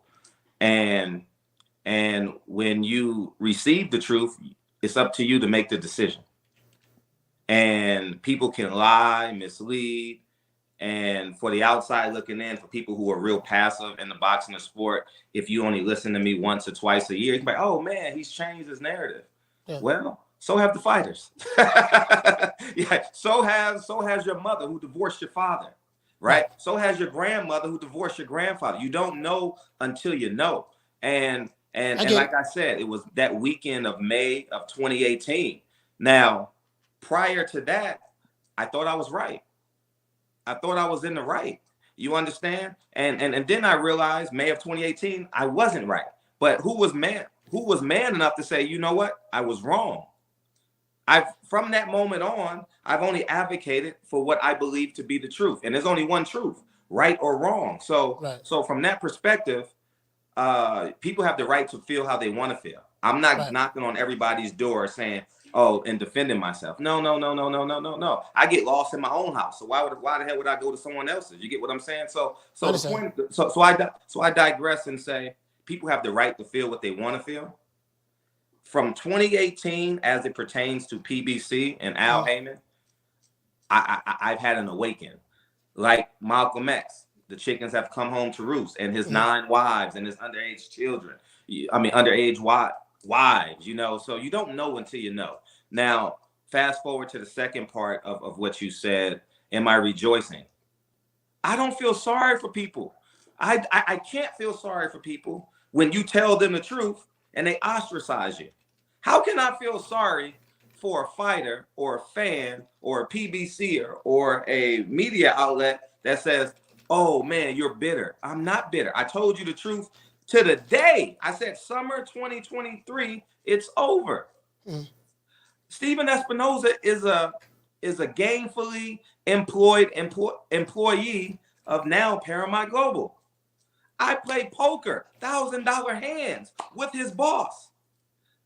I told you guys that it's coming, but you know what? The truth sounds awkward to people who don't want to believe it. Like you said, you get stuck up in the narratives. You get caught up in Elijah Muhammad, Louis Farrakhan, Al Heyman, PBC. You get caught up in those. You get caught up because that becomes your identity. The group becomes your identity, not your last name. And I've always been a last name guy, and I thought I was fighting for what was right, but I wasn't. I get what you're saying. I will say this. People do have the right to change their minds. I once believed something for 25 years until I didn't believe it anymore, right? So people do have the right to change their minds. No one, no one believes the same thing forever. Like you may, you may believe something until new information presents itself to challenge what you already believed, and then some people have changed their minds, and some people will ignore that new information. So I do get what you're saying. If you believe one way, because I did it, right? And then all of a sudden, as time went by, you don't believe it anymore because new information presented itself. You do have the right to change your mind. So I do agree with that. Right. Yeah. I mean, and I've said it. I was wrong. Like I don't know how many times I've said it, and I don't care. I don't care if you receive it or not. I was wrong. But in 2023, I'm right. And I can't feel sorry for them. I don't feel sorry for the fighters that called me crazy. I told you I heard Al Heyman's voice on a phone call on my platform. I was on mute listening to him about the Earl Spence Terrence Crawford negotiation. The reason why the Earl Spence I had a great impact, whether it's 1%, 5%. I had a great impact of Terrence Crawford and Earl Spence making a phone call. I had a great impact. You can argue, you can debate, but I told them Stephen Espinoza is lying and Al Heyman don't want the fight. I said that before Terrence Crawford went live. I said that before Earl Spence says, I feel like I'm being played. But I was called the Earl Spence hater. I was called this. And let me correct you as it pertains to Terrence Crawford, because Terrence Crawford actually agrees with me. Terrence Crawford said in an interview on his press tour when he won Undisputed at 147 that he only got 6% of the revenue when he did the pay-per-views with Bob Arum. I told him that 5 years ago. I never called him a black ass. What other media outlets called? I never called him. Top Rank Toby and stuff. Top Rank Toby. I've never called him that. I told him he was wrong and not being smart. I felt. I mean, my synonyms for these words may have been aggressive, but I've never defamed the man. I told him he's being played and manipulated. And guess how Terrence Crawford sounds like? Who? He sounds like me. He responded to Ryan Garcia in a text moments ago. I just saw it. People are sending it to me in my DM, and I thank people. Keep sending me stuff because I'm not really attached as it pertains to this, because basketball season starts November 13th. So we're with your son? You with your son? With my son. I'm coaching my son, but I'm also the assistant varsity coach at a high school. So I can raise my kids in the gym. And Terrence Crawford said us fighters got to be basically more diligent and more empowered to be in control. I've been telling the fighters, this has been my message from day one, whether it was pro PBC, anti Bob Arum, whether it was pro PBC, anti the zone.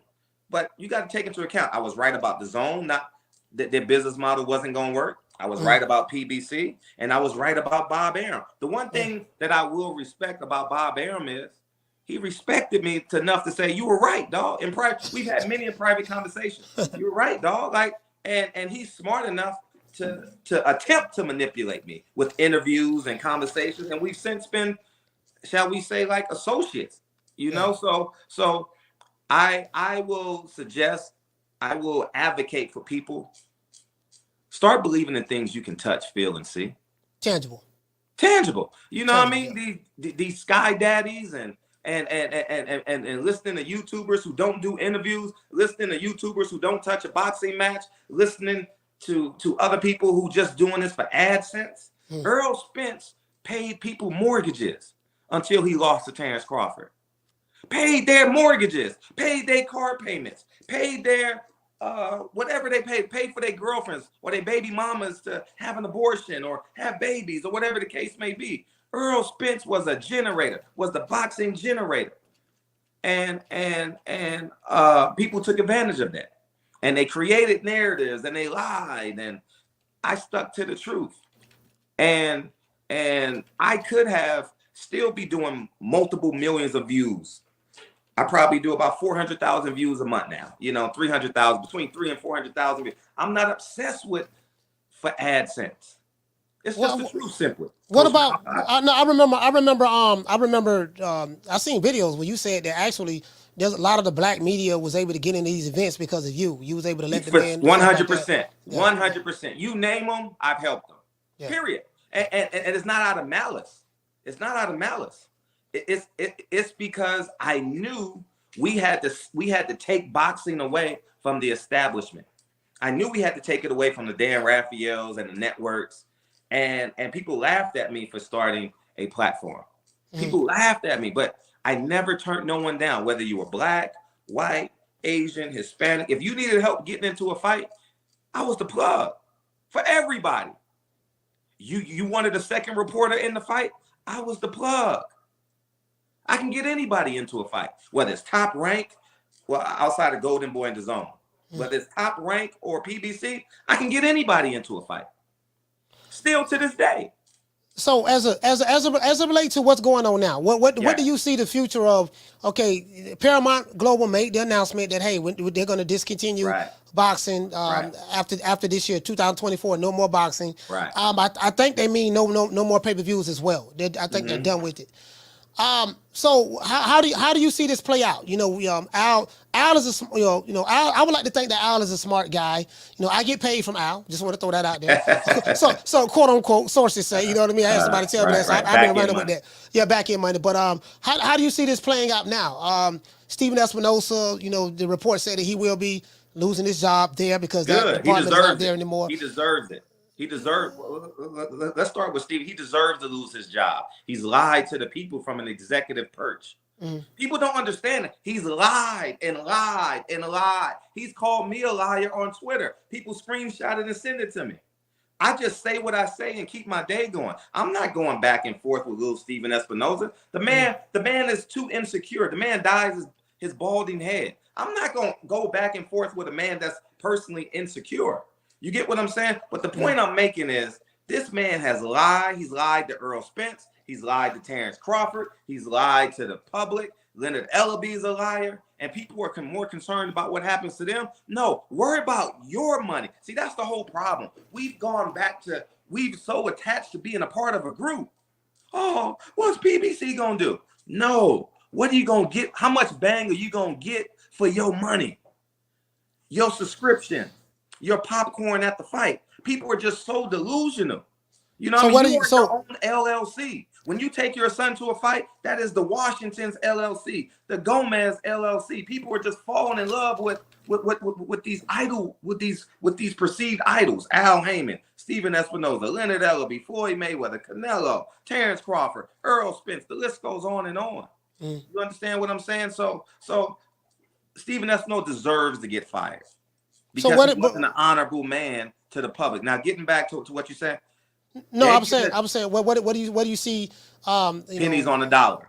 Pennies on the dollar. There's no billion-dollar deal. There is no billion-dollar deal. You know why? Because I am a serial investor. I have common sense. I have a mind of a billionaire. A billionaire has a mind of an investor. I'm an investor. I haven't spoken to anybody, but I have a mind. If I have $1 billion cash, I'm trying to buy the NBA franchise in Las Vegas. I'm not trying to buy a 37-year-old PBC fighter, a 36-year-old PBC fighter. So that is all hogwash. What's going to really happen? They're going to get it pennies on the dollar. And I can confirm that by tomorrow. I can call a Paramount Global executive and get what the numbers really are, but I don't desire to do that. You know what I mean? I may call them once every 2 weeks, you know what I mean, find out what the hell is going on, but they're going to get a deal for pennies on the dollar. They lost the Fox deal. Al squeezed them. They lost the CBS deal, which is Showtime, which is now Paramount Global. Squeezed them out of money. HBO is no longer. So if you have no competition in the deal, how the hell are you gonna create competition? The competition was Showtime and Fox. So what he did was he gave Stephen Espinoza a bunch of empty promises. Empty promises that never came to fruition. Deontay Wilder fought on, Earl Spence fought on Fox, and all the big name fighters fought on Fox, and Showtime was left with the stepchildren. And that's literally what happened. But guess what? Stephen Espinoza was tied to the letter of the law in the contract. So what does that do? He got to pay those salaries out. And now Stephen Espinoza has to privately justify it and publicly justify it.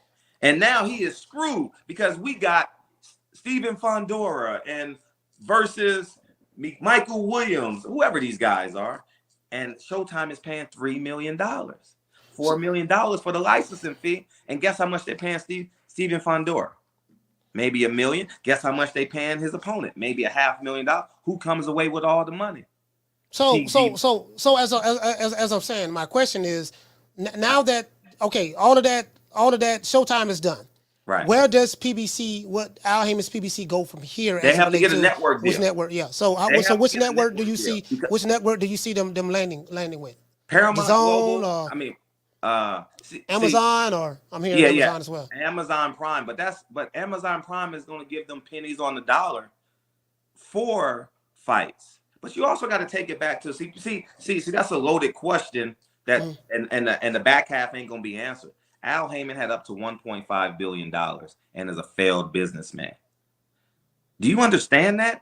$900 to $1 billion, $900 million to $1 billion, and a quarter million from Showtime and a $250,000 from Fox, plus the Corona deals, plus the licensing fee, plus MGM buying the fight plus site fees and tickets. Al Heyman runs the ticket industry. So not only did he make money on the fights and get money from the networks, he same thing that other people do. They make it's a racket, the tickets. So he's made he's had his hands on $3.5 billion if you factor in Manny Pacquiao and Conor McGregor.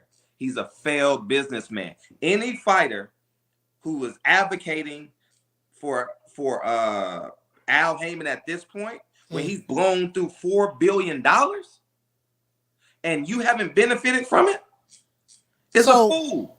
So the network, fool. So what I'm saying is Amazon Prime has no competition with has zero competition with advocating and getting a licensing fee for PBC. There's no. Who else want to do? Netflix want it? No. Amazon Prime. So what they're going to do is say, hey, listen, we'll do a pay-per-view card.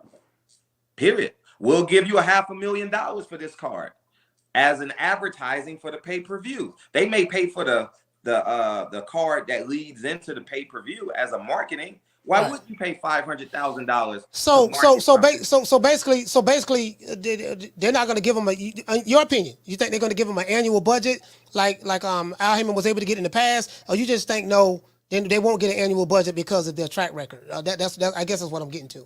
Well, whichever network do they get with? Yeah, of course they'll get an annual budget. Yeah, for sure, because you got the talent, you got this, you got to keep people quiet. Yeah, you're gonna get an annual budget, but it won't be nowhere near Showtime. Keep in mind, Showtime and Fox deals was between 40 and 50 million. Now you lost that deal. Do you think common sense? Do you think common sense that Amazon Prime will give them $1 billion or $40 million annually when you failed? No, it don't work. And then you got to say, you got to go back to the root. The root of it is Floyd Mayweather was a cash cow.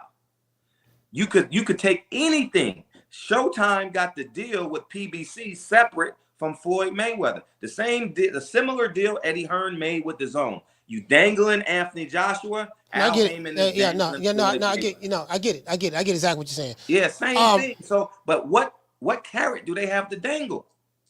I mean, we'll see. We'll just see how it plays out. I mean, I don't know. I mean, you probably know a little bit more than I know about it. But I do want to see them land a good network. I do want to continue to see the fights. Again, I'm not a fan of networks. I don't have any issues with anybody. I just want to see the damn fight. That's all I care about. I don't make any money off of boxing. Outside, I don't make any money off of boxing. I'm not. You better start betting on boxing so you can. Yeah, I'm not a. Why? I have made some money off Crawford Spence fight, but I'm saying I'm not a professional gambler. I don't know the ins and outs like that. Right. You know what I mean? So, I got someone else coming on. So I want to bring you back, man, so we can pick this up again. Yeah, no. I thank you guys for having me on, man. And I think I'll close with this. I think Al Heyman is a scumbag. I think he's lied. I think he's a perpetrator. I think he's a manipulator. He squeezed the sport of boxing. Wherever Al Heyman goes, he's not going to give us the best fights. And lastly, the fighters need to form a pseudo group. PBC needs to form a union unattached to Al Heyman and demand these fights. And instead of Al Heyman presenting the fights to these networks, imagine what I told Terrence Crawford and Earl Spence to do. Imagine if Jamel Charlo and Terrence Crawford said, forget Al Heyman. We going straight to Amazon Prime. We going straight to the Zone. Let's go to the Zone. The Zone. How much will you give me and Terrence Crawford for this fight? I'll give you $6 million. I'll give you $4 million, and we ain't got to give Al Heyman 20%. That's a win. And where do you stage the fight? We going to Saudi Arabia, so we ain't got to pay taxes. See, the fighters don't think like that. The fighters are so delusional, and they think they see Al Heyman as a god. So I thank you for having me on, man. Go to Silent Hero Films, man. And see, I have no middleman. I'm worth 8 figures today because I have no middleman. I'm an honest man. I pay my taxes and I live happy. I live comfortable. You understand what I'm saying? But we think as middlemen as idols. Bob Arum, NBA agent, Al Heyman. Oh man, I can't do this without Al Heyman. You done ran the miles and cut the food. Al Heyman ain't never ran a mile, and you giving him all this power. You giving Bob Arum and Eddie Hearn all this power. Y'all fools. Y'all deserve everything y'all deserve. And I'm gonna sit here middlemanless. Happy. Thank you for having me on, man. Go check out some of my films, man. And I appreciate you having me on. Thank you, dog. What's the website? SilentHeroFilms.com, man. I got 2 award-winning films on there, man. And it's done. I sold over 20,000 films during COVID. Done a great job with that, man. Put up my own money, unlike Al Heyman. Anyways, man. But yeah, thank you guys for having me, dog. And all right. Appreciate it. All right, shout out to Fred Barbershop Conversation. Salute, fam. We're going to have you back on here, Fred. Yeah, for sure. I'll give you a call. All right, man. We had a doubleheader. We had Rick Glazer come on the show. We had Fred Barbershop Conversation come on the show. I'm finna get ready to drop the phone lines. Shout out to Sean from the Heights. For dropping that. Bam, dub on your boy. Hey, Leroy. Super chat received. We're going to rock out another hour. We got another hour. I want to have an hour of phone calls. He say, shout out to you, fam, for dropping that super sticker. Shout out to Swift718 for dropping that. Bam, dub on your boy. Hey, Leroy. Super chat received. Playtime's over, boy. Salute to you, fam. Down from the bar, there's a platform stage. People pimping, sharp as razor blades. I told you guys I'm gonna have a lot more content creators on here. I'm gonna have Blood Boxing back on. I'm gonna have Jules from Ring IQ back on here. Well, I gotta get Jules. He been on here one time. I gotta get Jules from Ring IQ on here. I have to get just some other content creators, that I rock with. I'm gonna really get everybody on. I told you guys I'm gonna be doing this. I'm gonna have other content creators that I'm gonna have on the show. We're gonna be doing the show together, interviewing them, asking them questions and stuff like that. So Fred is one. We just did Fred. We got plenty more to come. I have probably maybe 10 more content creators I'm gonna be doing shows with if they'll come on. You know what I mean? So it is what it is. You are now rocking with the hottest boxing podcast in the land. True Media Boxing Radio with your host, Coach Malachi Williams. True. We're gonna go to a short station identification break. When we come back, phone line's gonna drop. I want to hear what everybody got to say. I know I'm gonna get this money.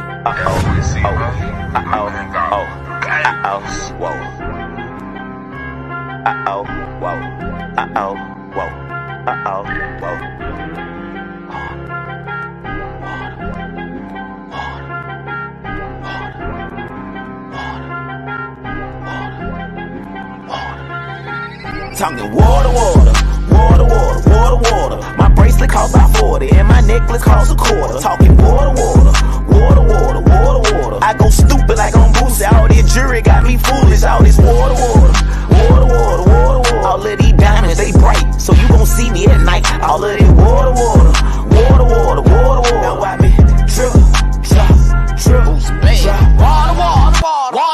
Water. When your daughter see this water, she gon' let Boosie record. Them little niggas in the A, they making deals off the wall.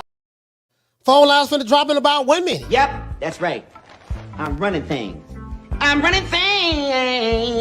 Cream corn. That's why they call me that. Smooth.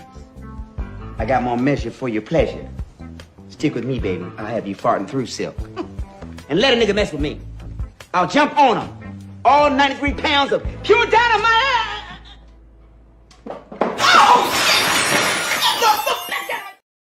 Phone line drop. You wanna talk some shit? Call me. Start some shit, bitch. Sup, fool? You gonna talk shit about me, homie? Where you from? Hundreds of niggas is waiting for your motherfucking call, and they all talking shit about you right now. Call the coach at 530-494-9636. We waiting on your bitch ass. Caller, what's your name? Where you calling from? Yo, Coach, what up, man? Yamas from Brooklyn, man. Yamas from Brooklyn, man. Talk to me, fam. Ah, man, yo. Is this nigga serious? Yo, this dude talking about he got $1 million mansion, this shit. I don't want to hear that shit. Answer the question, man. No, I'm not like, yo, Coach. That's why I fuck with you, man, because you always think somebody come on, you defending what they saying and all that. Yo, listen, this nigga did not answer one thing you asked him. I didn't defend anything. I let him talk. Yo, Coach, this nigga didn't answer no fucking question. Why? Yo, so basically he's saying Al Heyman's a snake because he made all this money and he feel like he lied about some of the fights that was gonna. Like, what the fuck? This nigga sound like one of my ex-girls or something, man. They sound like, yo, he burned me, he did this, he did that. What? Yo, he sound like he basically, like he had some, like he felt like he didn't get what he deserved with PBC, or I don't even know who the fuck this nigga is, but whatever he just sound like he got burned by them or he did bad business with them. Because he's not saying nothing tangible that really meant, yo, Al Heyman's a snake. Why? Because I got $1 million this. I pay $1,000 hands to him. I got 15 movies, 7 COVID, an Oscar award. I'm a pimp. I'm a play.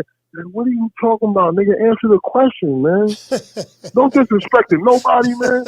But yo, this nigga just wasted 10 minutes of my life, man. Like, what the fuck are you talking about, nigga? Answer the question. I kept asking him the question, but I reiterated like 3 times, like, okay, well, what about this? What about that? You know what I mean? But he felt like he probably had some stuff he had to get off. I learned, like when I have people on, people want to say something, I learned not to really interrupt them. I try not to do that, try to let them talk, say what they need to say. And, but when it gets repetitive, then of course I got to step in and, What?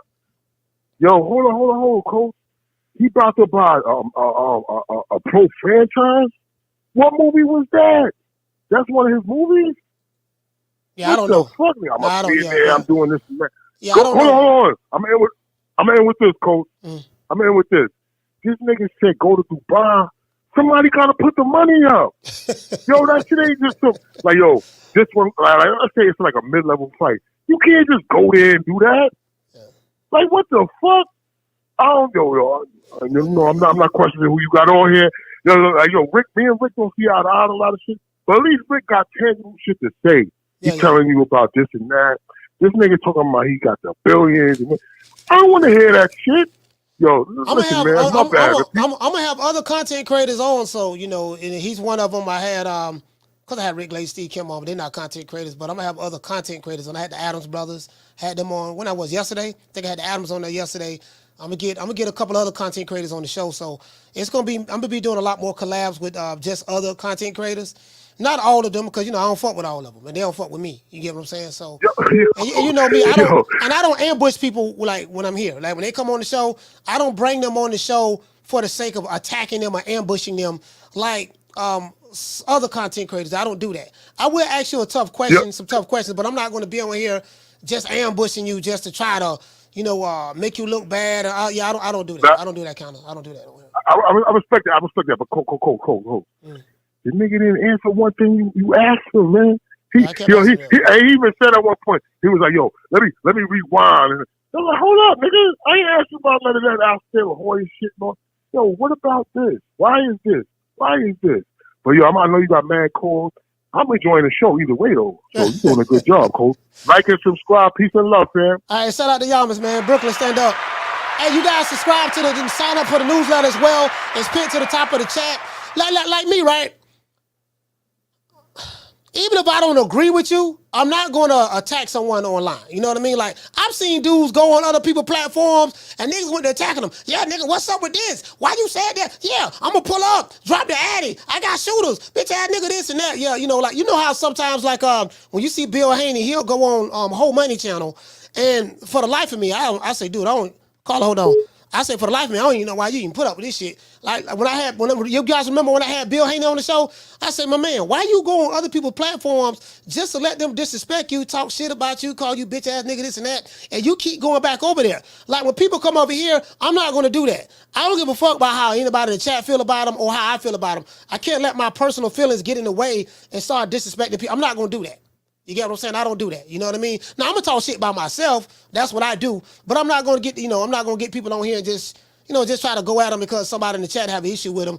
Your issues with that individual are not my issues. And I try not to take on other people's issues, how they feel about somebody. I try not to take that on and put that into my personality and character and try to be the one that vent for you. You know what I mean? Because of how you feel. How you feel is subjective to you. You get what I'm saying? Do I agree with everything that all my guests say? No. But at the end of the day, I'm going to let them talk, say what they have to say, and we're going to try to keep it pushing. Yeah, but Fred was, he really didn't really answer the question. I think he kind of answered it at the end, but it was kind of like followed up with some other rant, and I do get that. So that's why I'm going to try to bring it back on so he can clarify. Carla, what's your name? Where you calling from? Jamie from New York. Jamie from New York, talk to me. Coach, I'm not going to lie to you, man. For me, today, it's a sad day, knowing that boxing's no longer, Showtime's no longer going to do boxing.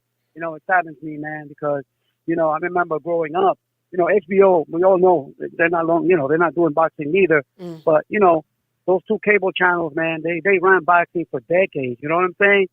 So many memories, so many great fights. And it saddens me to know this, man, because boxing, I love boxing. That's all I know. You know what I'm saying? So, Coach, I have a question for you, man. Go ahead. What's going to happen with this Showtime fighters now?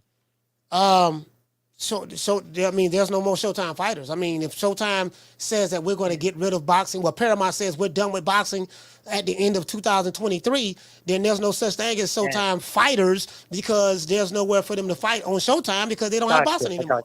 You get what I'm saying? So they're gonna have to find another. They're gonna have to find another home. But I mean, I don't look at this as a sad day myself. I mean, this what's going on now is nothing new. ABC used to show boxing. We had the Wild World of Sports. Yeah. We had Friday Night Fights. We had HBO After Dark. And eventually as time go on, everything's evolved. And then boxing to find another way to adjust and find somewhere else to fight at. You get what I'm saying? So I think Al Heyman, Al Heyman is every time I say Al Heyman is a smart guy, you'll have people that I know will be like, he can't be too smart. He blowed this money, he blowed that money. He's not smart, but I would say he's a smart enough guy to find some more group of white people that's gonna put the money up for his product, his fighters. So we'll see. We'll see how it works out. All right, well, Coach, man, listen, for real, man, I wish those fighters luck. I mean, the inactivity right now is killing them, and now they don't have a contract with Showtime. I guess they're going to be less active now. So, hey, man, I wish them luck, and that's my call, Coach. I'll talk to you soon. All right, shout out to James from New York. Salute. Yeah, you get what I'm saying? I mean, there'll be somebody out there. I mean, again, I don't make no money off of none of these fighters, none of that stuff there. Like, I really don't, be fair. I don't give a damn either way. Just as long as we get the fights. And I think we'll get them, maybe. Again, the business model of you depending on networks to put the money up, hold on. If you put no networks to put your money up and they're not putting the money up anymore, then Floyd Mayweather say he's a billionaire, right? Maybe you could take some of that money, some of them hundreds of millions that Floyd Mayweather have and finance the fights. They say Al Heyman is, he has a lot of money. Maybe they can put their own money up to finance the fights. If the networks don't do it, those guys are going to have to put their own money up, but I don't think that I think they're reluctant to do that for some reason. Shout out the same old, dropping that quarter of a, bam, dub on your boy. Super chat received. Playtime's over, boy. For whatever the reason, I don't know why. Down from the bar, there's a platform stage. People pimping, sharp as razor blades. Caller, what's your name? Where you calling from? What's up, Coach? It's the unstoppable. E-Money, nigga. What's up, ho? Oh, coon-ass bitch. What's up, bitch? E-Money. How old are you, pussy-ass nigga? 24. 24? Fucking on your hoe, nigga. You's a dick-sucking ass nigga. You know that? You sucking your daddy dick. You's a fuck boy. Put it on crib, nigga. But I'm glad. Put it on crib, nigga. On crib, you's a hoe, nigga. You ain't gonna do that anyway. Anyway, are you really from Texas? You 24 years old. You live with your mama? Nigga, I got my own place. Nigga, I pay my own bills. I seriously doubt that. I make $70K a year. I work on the team, nigga. What's up, huh? You said you got your own place. Boy, Hush, don't nobody believe that. True. Nigga, this 999 megabits of second internet I'm talking to you on, nigga. What's up, ho? Hey, we got other calls called today. Hey, call back, E-Buddy. Call back. Oh, you hung the phone up. Anyways, hey, call whoever was calling in when E-Money was on, call back. Y'all call back. Yeah, that old dick sucking that nigga E-Money. That nigga.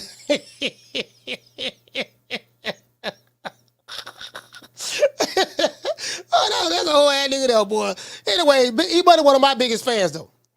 That whole ass nigga, that dick sucking that nigga one of my biggest fans. He's a certified fuck boy. Any chance I get, I'm gonna disrespect you, nigga. You's a certified hoe. Anyways, we got, again, it ain't my job to figure out what network people gonna fight on. I'm hearing that PBC may be on the Zone. They may go to Amazon, BOK Prime, Amazon Prime, Optimus Prime. I don't know. Again, they're gonna be all right. There's a lot of fighters over there. I think 300 fighters or something of that sort. So I don't know how that's going to be worked out. Again, I don't give a fuck. I don't care. I think boxing is going to be all right. I don't think it's caller, hold on. I don't think it's anything to be sad about. I think boxing is going to be okay. It just moves on. You get what I'm saying? We used to have boxing on HBO. It's not on HBO anymore. It used to be on ABC. It's not on ABC anymore. CBS, Wide World Sports, Tuesday Night Fight, stuff like that. And eventually that phased out and it went to something else. It's going to make its adjustments. It's going to be okay. I think the PBC, they're going to be all right. They just got to find another network. I think they will. I don't know what the annual budget's going to be. I don't give a fuck. I don't care. Did you get what I'm saying? It ain't my job to worry about that. So it is what it is. Caller, what's your name? Where you calling from? What's up, Coach? It's inevitable. It's D-Block, D-Town, D-City, D-Ville, Baltimore. D-Block, talk to me. Coach, let me ask you a question if it's okay with you. Great show today, as always, Coach. Great information we're getting from you. I mean, ain't nothing better than this day. For me, finally, the boxers are going to be free. Hopefully, they can finally find somebody else. If at the end of the day, if I was a boxer in the PBC stable And I know I've been inactive like Leo Santa Cruz, like every other boxer out there that's not named Tank Davis or Errol Spence Jr. or just a name, or Benavidez.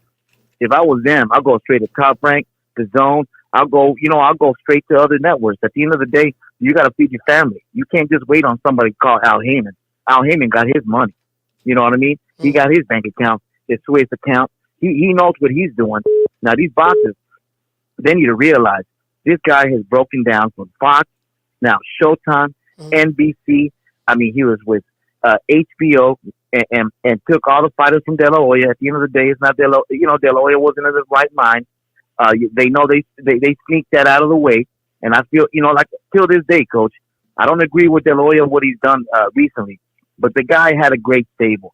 Yeah, he had a lot of great fighters underneath him. I mean, he had everything going for him. And they just, they did that behind his back, knowing that the guy was going through some issues. But it's okay. Everything comes back. At the end of the day, like I always say, especially with Tank Davis, Coach, bobblehead, everything will come back because of what you reap, you will sow. You will grow. So, Coach, do you think the Zone, I've heard the Zone says that they're probably interested in getting the PBC brand. What you got to say with that? I mean, I haven't heard the Zone say anything. That's a report that's been put out there on Twitter. I don't know. I don't have any inside information on which network PBC is going to go to. I don't know. I don't have any inside information. I'm not privy to that, and I'm not going to make anything up. All I know is, I knew that Showtime was out of there. They tapped out. I found out about it. There was going to be an announcement this morning at 10 o'clock. I posted it on my Twitter account before Michael Benson them said anything about it. But I didn't say, exactly what it was. I said it's going to be an announcement from Showtime. You know what I mean? So people say, you know what it is? I say, I don't know what it's going to be, But it is what it is. Me, I tell you guys time and time again, I'm pro boxing, right? So I'm not loyal to no fucking networks, right? The fact of the matter is this here. And I'm a hammer this home, D-Block. For all of you laptop revolutionaries out there. And I say this time and time again.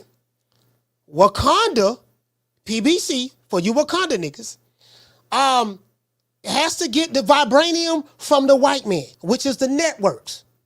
You can talk all the laptop revolutionary stuff all you want.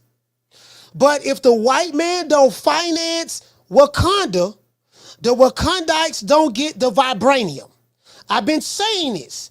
You called me a coon, Uncle Tom, and guess what? If you read Uncle Tom's Cabin, I am an Uncle Tom. I am the historical Uncle Tom who went back and freed the slaves and lost my life in the process of doing it, right? So a lot of you niggas is ignorant. You haven't read the books that I've read. I told you I got a whole list of them right here and even over there on the wall. These niggas, when it comes to that, you ain't fucking with me on that, right? Because you ain't done what I done the research, put the work in. So that's all I'm saying. So in order for this to work, my boss, Al Heyman, is going to have to find another white company, and say, hey, Mr. White Man, can you please give me some money? Let's work something out to where I can finance my black fighters, my Hispanic fighters, my white fighters, my Asian fighters. And if the white man say no, he's going to keep looking until he find it from another white company. That's just the reality of the situation. And that's the truth.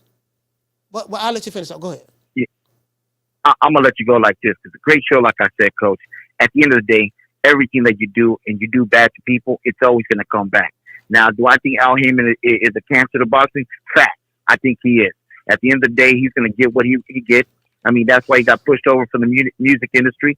They didn't want him there no more. He snuck into boxing. Why he's a cancer to boxing, though? Because I hear Rick Glazer say that. And he says he's a cancer to boxing. I'm going to be honest with you, and he says why, but why do you feel that he's a cancer to boxing? Why do you feel he's a cancer to boxing? I don't see that yet. The way, because Coach, at the end of the day, we never got our mega fight. The guy was selfish. The guy he never wanted to, he never wanted to bring his fighters to HBO when they went to Showtime. He never wanted to, at the end of the day, I know Oscar was there at Showtime when he finally left HBO, but Al Heyman has always wanted to have his own brand, take over boxing, and have full control over all of boxing. And that's fact. And we know this. He took everybody away from Oscar De La Hoya. I don't care what people say. They could talk their noise and say, oh, well, Oscar was, he left the wheel. No, it don't mean like that, man. At the end of the day, he did everything sneaky behind everybody's back, came in and put, he talked to all these boxers in the ear, come with me and you're going to be all right.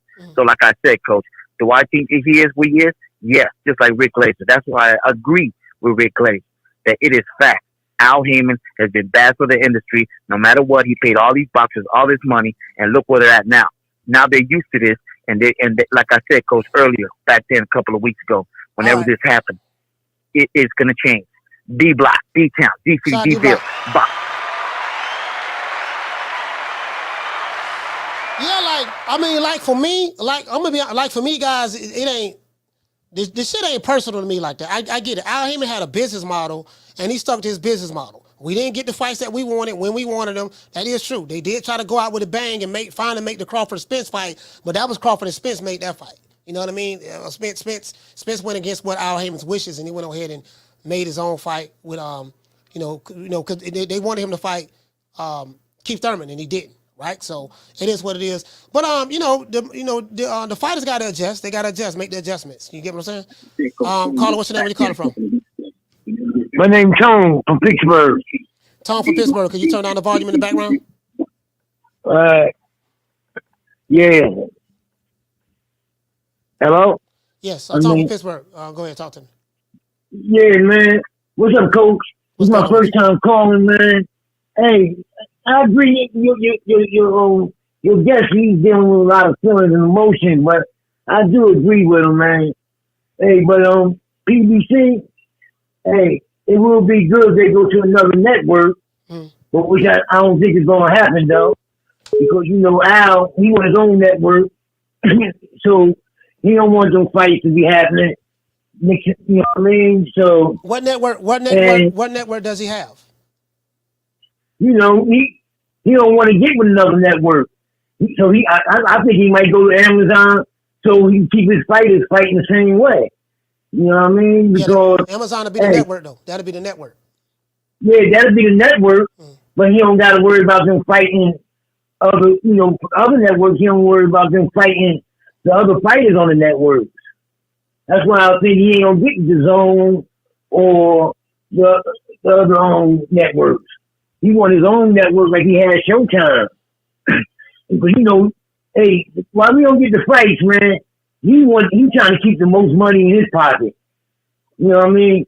And that's why I agree with your guest today, because he was talking about the fighters need to talk to each other more, and it'd be better off for them and for us. Because we definitely don't get the fights like we used to get. And then all the good fighters, they ain't fighting each other because you lose one fight don't mean you ain't great. Okay. You know what I mean? They need to start fighting each other more, man. Yes, sir. All right, well, listen, Tone, man, thank you so much, brother, for calling, man. Pittsburgh, stand up. Salute to you, brother.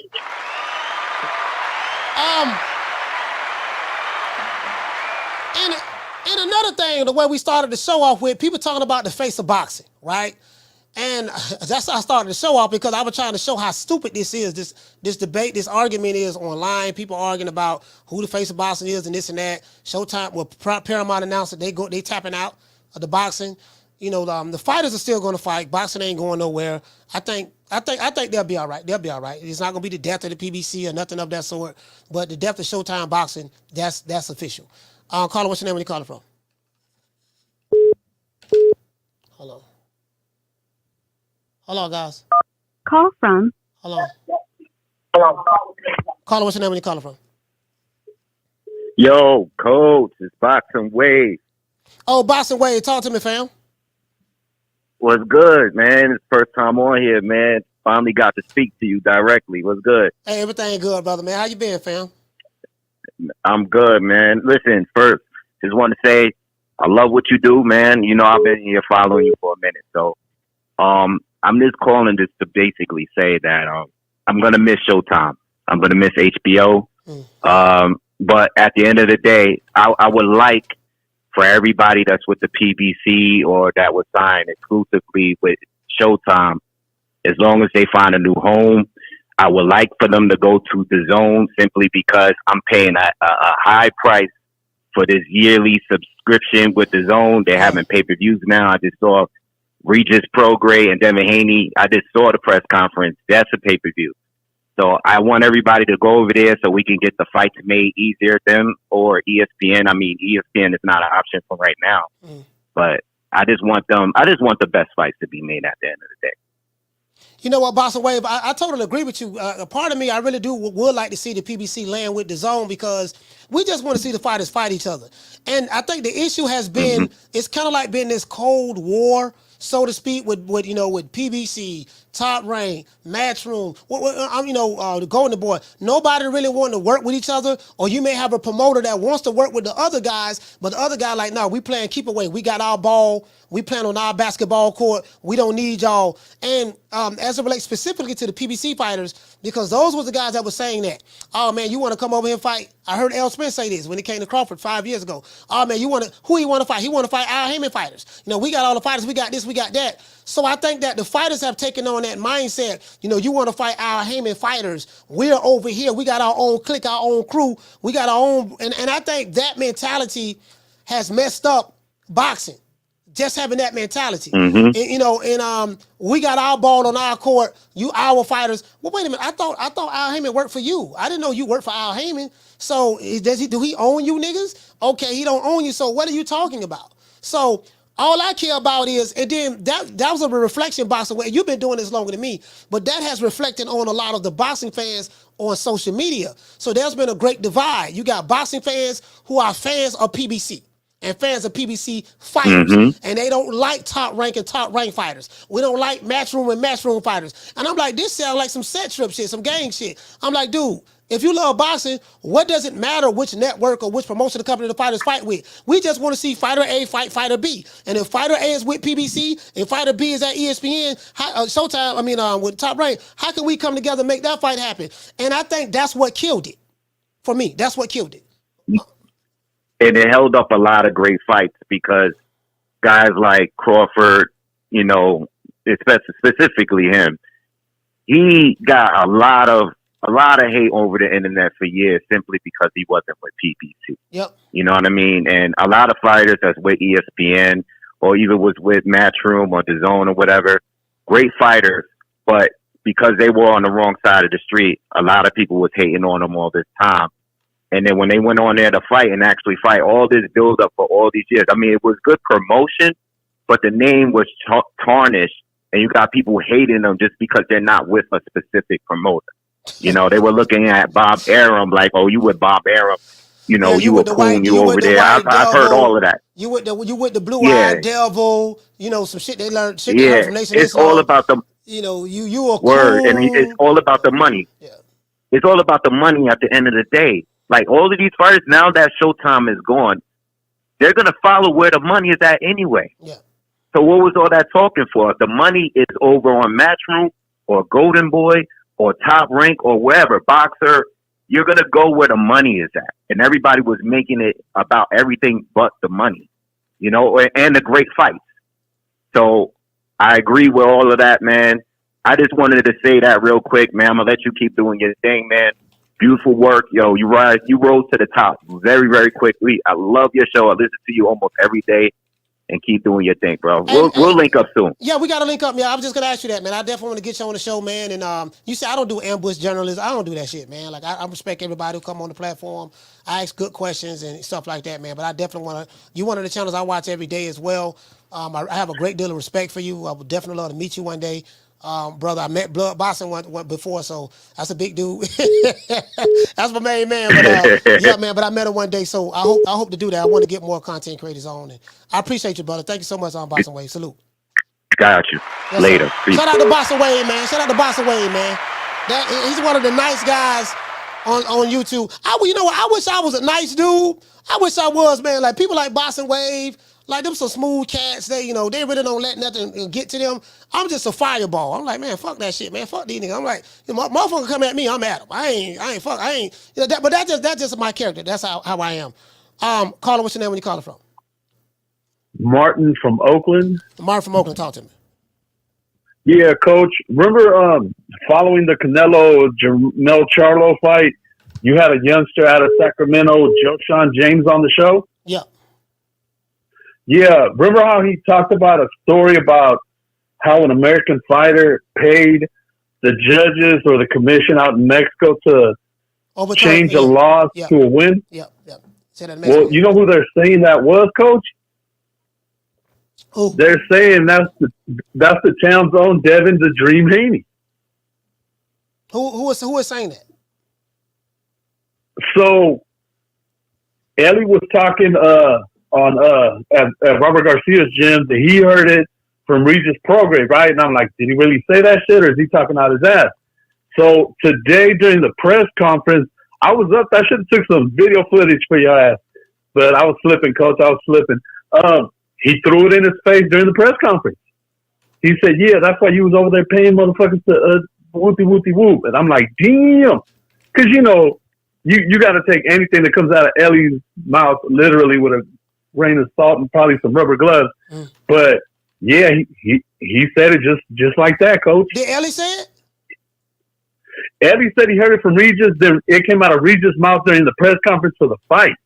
Oh, Regis Prograis said there was a press conference today? Yeah. Okay. Up in Frisco. Yeah, I didn't see it. Yeah.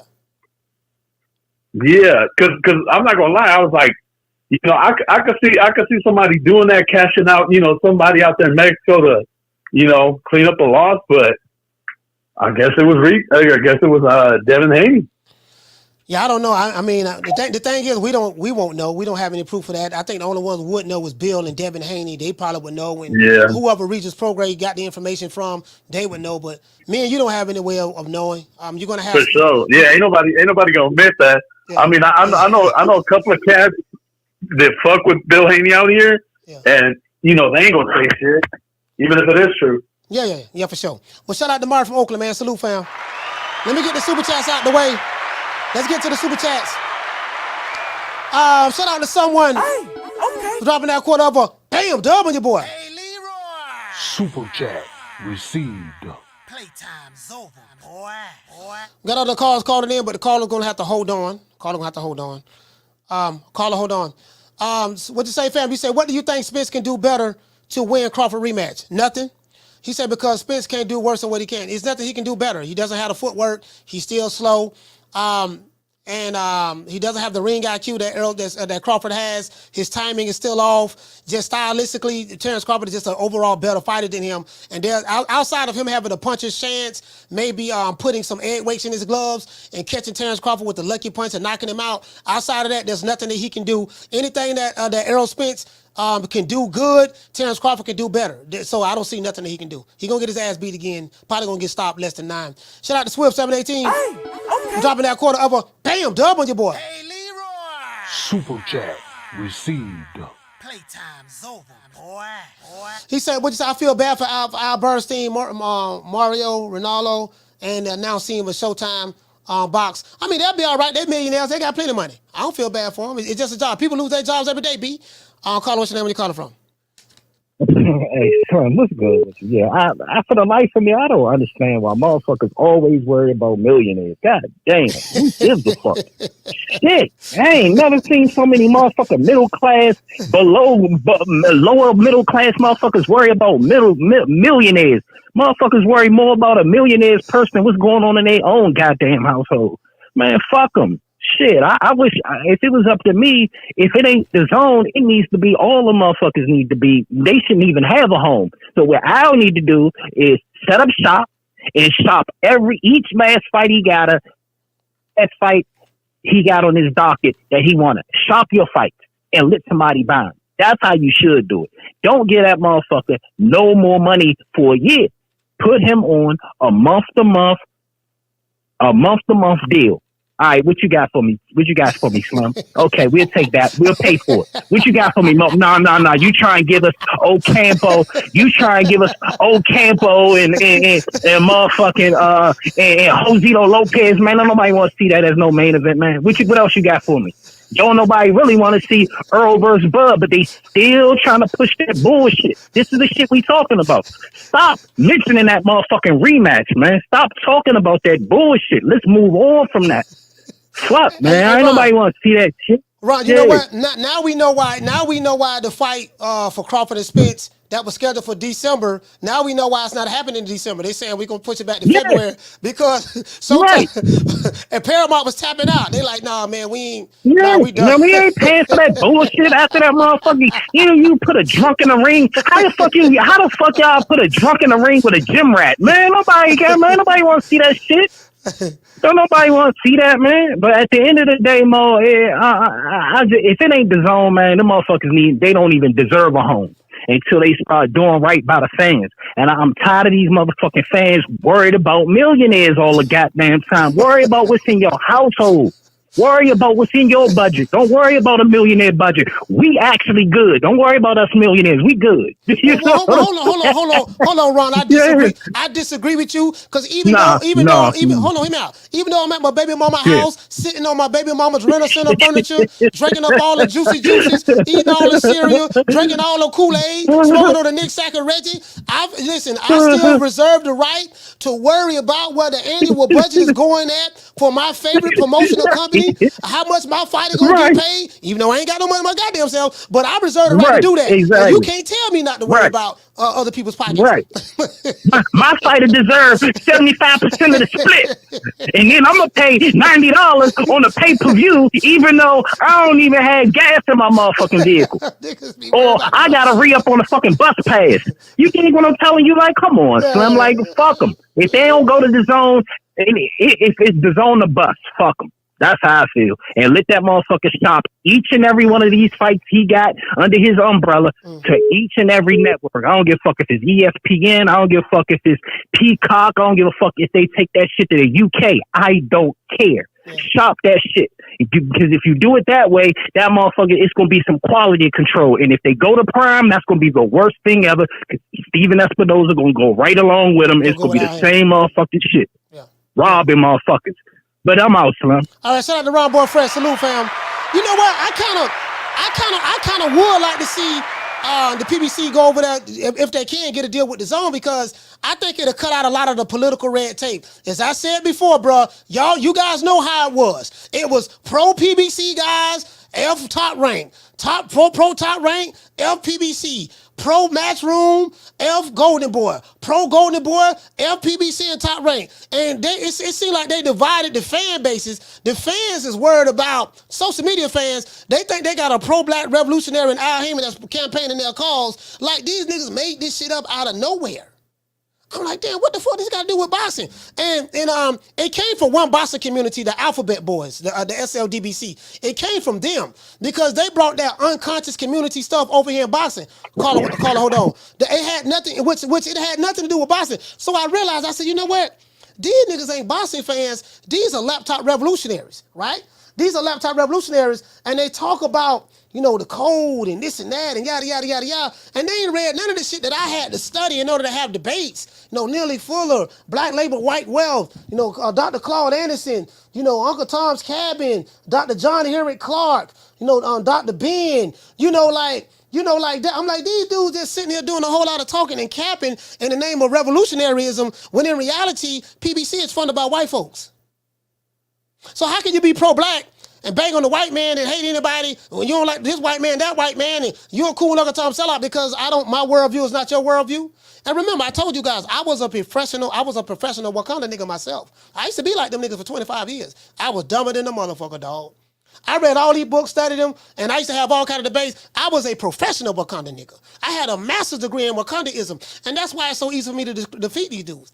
You got a young nigga calling me from Texas, eat money. The only thing he can say, you a coon, you a bitch, this and that. That's all he can say. Like, he don't even know what coon mean. He doesn't. He don't even know who Neely Fuller is. This book I read 4 times. He even know who Neely Fuller is. He don't even know where the code came from. You get what I'm saying? So, it is what it is, man. These niggas is dumb, I'm telling you. Caller, what's your name when you calling from? What's up, Coach? It's Mike from West Texas. Mike from West Texas, talk to me. I was gonna ask you, brother, like, by any chance, because I was hearing the same thing about the numbers on them KSI fights, and do you know if they're like European numbers or those were the U.S. numbers? I don't know what the numbers are. Someone posted on Twitter, and they said I think it was a blue or gold check on Twitter account, and they said that KSI and KSI, Tommy Fury, and they sold 1.3 million pay-per-view buys, right? And so this is my thing. So I had a guy ask me, well, how you know they sold it? You get what I'm saying? I said the same way, a guy asked me, he said, I don't believe that. He said, how you gonna believe that? I said, the same way you gonna believe anytime Tank Davis have a fight and Michael Benson or Dan Raphael come out and say, when we sold 500,000, 600,000 fighting Eastside Cruz and this and that. I said, well, I got that from the same source he got his from. So what I'm saying, I'm not saying you might, but what I'm saying is, like, depending on what the narrative is, the fan base like to pick and choose what they want to believe and when they want to believe it. But my thing is, if your argument is because Tank and Ryan did 1.2 million pay-per-view buys sold, when they had their fight, and that alone made Tank the face of boxing. Not Ryan, but Tank. That alone made Tank the face of boxing. Okay, with KSI and Tommy Fury. And not Jake Paul, but what other dude named the other Paul? Damn, I forgot them. Logan. Oh, what is it, Logan? Logan Paul and Dillion Danis did 1.3 million pay-per-view buys. Does that make them the face of boxing? Nah, I know what people gonna say. Oh, that's different. It's not different. Guess what? Don't you know they ranked in box rec? Don't you know that fight was sanctioned by sanctioned bodies? They in box rec right now. They in box rec with Tank Davis, Ryan Garcia, Devin Haney, Terrence Crawford, Errol Spence. You are looking the cruiserweight division, go in box rec, and you're going to see that Logan Paul, Logan Paul, Tommy Fury, KSI, Jake Paul. You'll see that they have a world ranking with the box rec, just like any other fighter. So it's the same shit, as far as I'm concerned. But go ahead. Yeah, nah. I was just asking because, like, I know everything you're saying about Tank. It's square business though, because like I caught him on $1 million worth of game talking to Wallow one day, and he talking about he's just trying to get down on the boxing system. And I was like, so that's basically, he doesn't care about his legacy whatsoever, coach. So and when he starts talking about he's only trying to get down on the boxing system, well, the fans is the boxing system. If you think about it, we use our money to pay for it, for his fights and any promotions going on, we feed into it, we buy it. But the bottom line, I was just curious about the numbers because that's crazy. I never thought that them guys would be making them type of numbers. But I see where you. No, listen, influencer boxing, Logan Paul, KSI. Let me tell you something, bro. Them dudes doing numbers for real. Like they have a fan base. They have an extreme casual fan base. They have a strong social media following, and they fan base support them. And they put in butts in seats. That's why this show really was like a satire show, because I just want to show these straw man arguments that these guys are having on Twitter. I'm like, if you're saying that.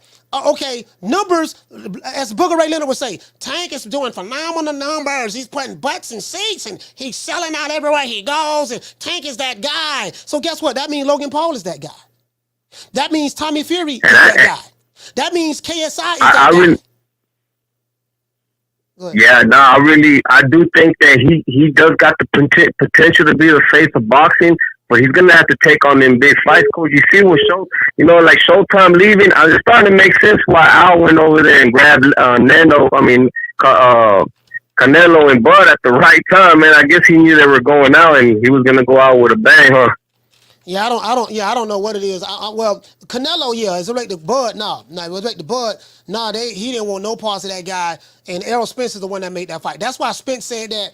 At the weigh-in, he told Bud, he said, you need to be thanking me for making this fight. And Bud was like, yeah, we're going to thank each other. Because when I was in Omaha in February... How many fights did he sign up for, coach?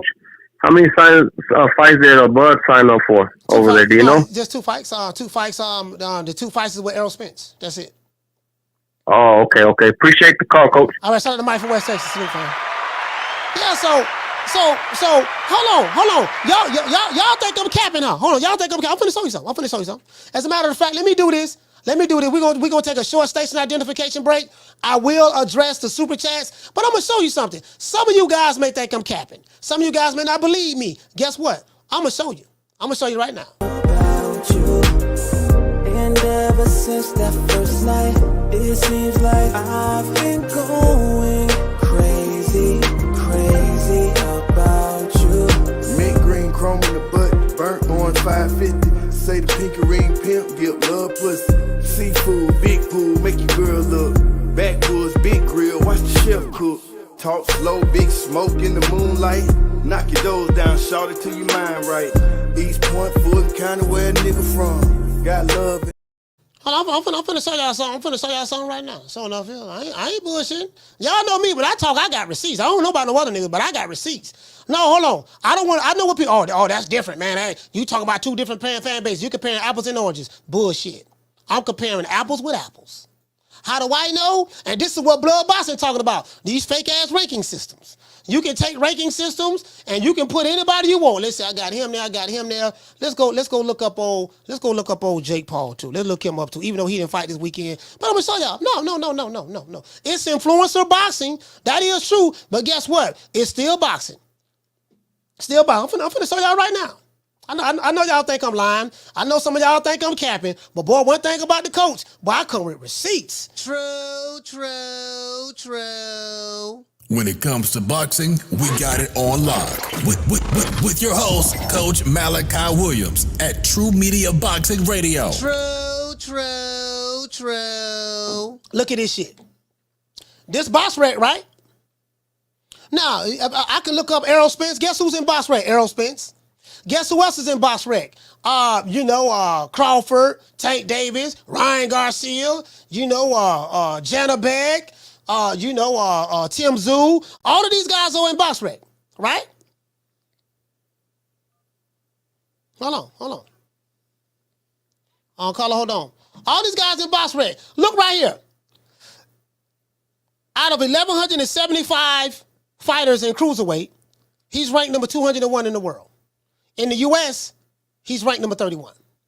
Let's continue. Let's go over here. Share this tab. This is Jake Paul. This is Logan Paul. Cruiserweight, right? He's in the cruiserweight division. Guess what? Look right here. What do you see? Active cruiserweight. What else we got right here? Let me see. Do they have him ranked? Nah, they don't have him ranked. Yeah, they don't. They don't have him ranked. They don't have him. Well, they have him in box rec, but they don't have him like ranked. Because this is this guy's debut, and I think this is both of their debuts. But he's in box rec. Let's go over here to Tommy Fury, though. Let's go to Tommy Fury. As you can see right here, this is Tommy Fury. Right here, world ranking, he's ranked number 154 out of 1,175 cruiserweights around the world. In the UK, he's ranked number 15. Guess who else is ranked over here? Let's click on this. I'm going to show you something. Let's click on this. This dude is in here with some real fighters. Just like I could pull out Spence, you're going to see the same thing. He's going to be ranked with the rest of the top welterweights in the world. Carlo, what's your name? Where you calling from? What's up, Coach? This is M1 from the BX. M1 from the BX, talk to me. What's up? I got a question for you. You answered one of my questions that I was going to ask you about Crawford and the February fight. But on Canelo, do you think that he couldn't get out of that deal now that Showtime is not doing the fights no more for the other two fights? Yeah, because it's not on Showtime. You know what, man? I'm not even qualified to answer that question. I have no idea. I know, but I'm just just your thoughts. Like, you know what I'm saying?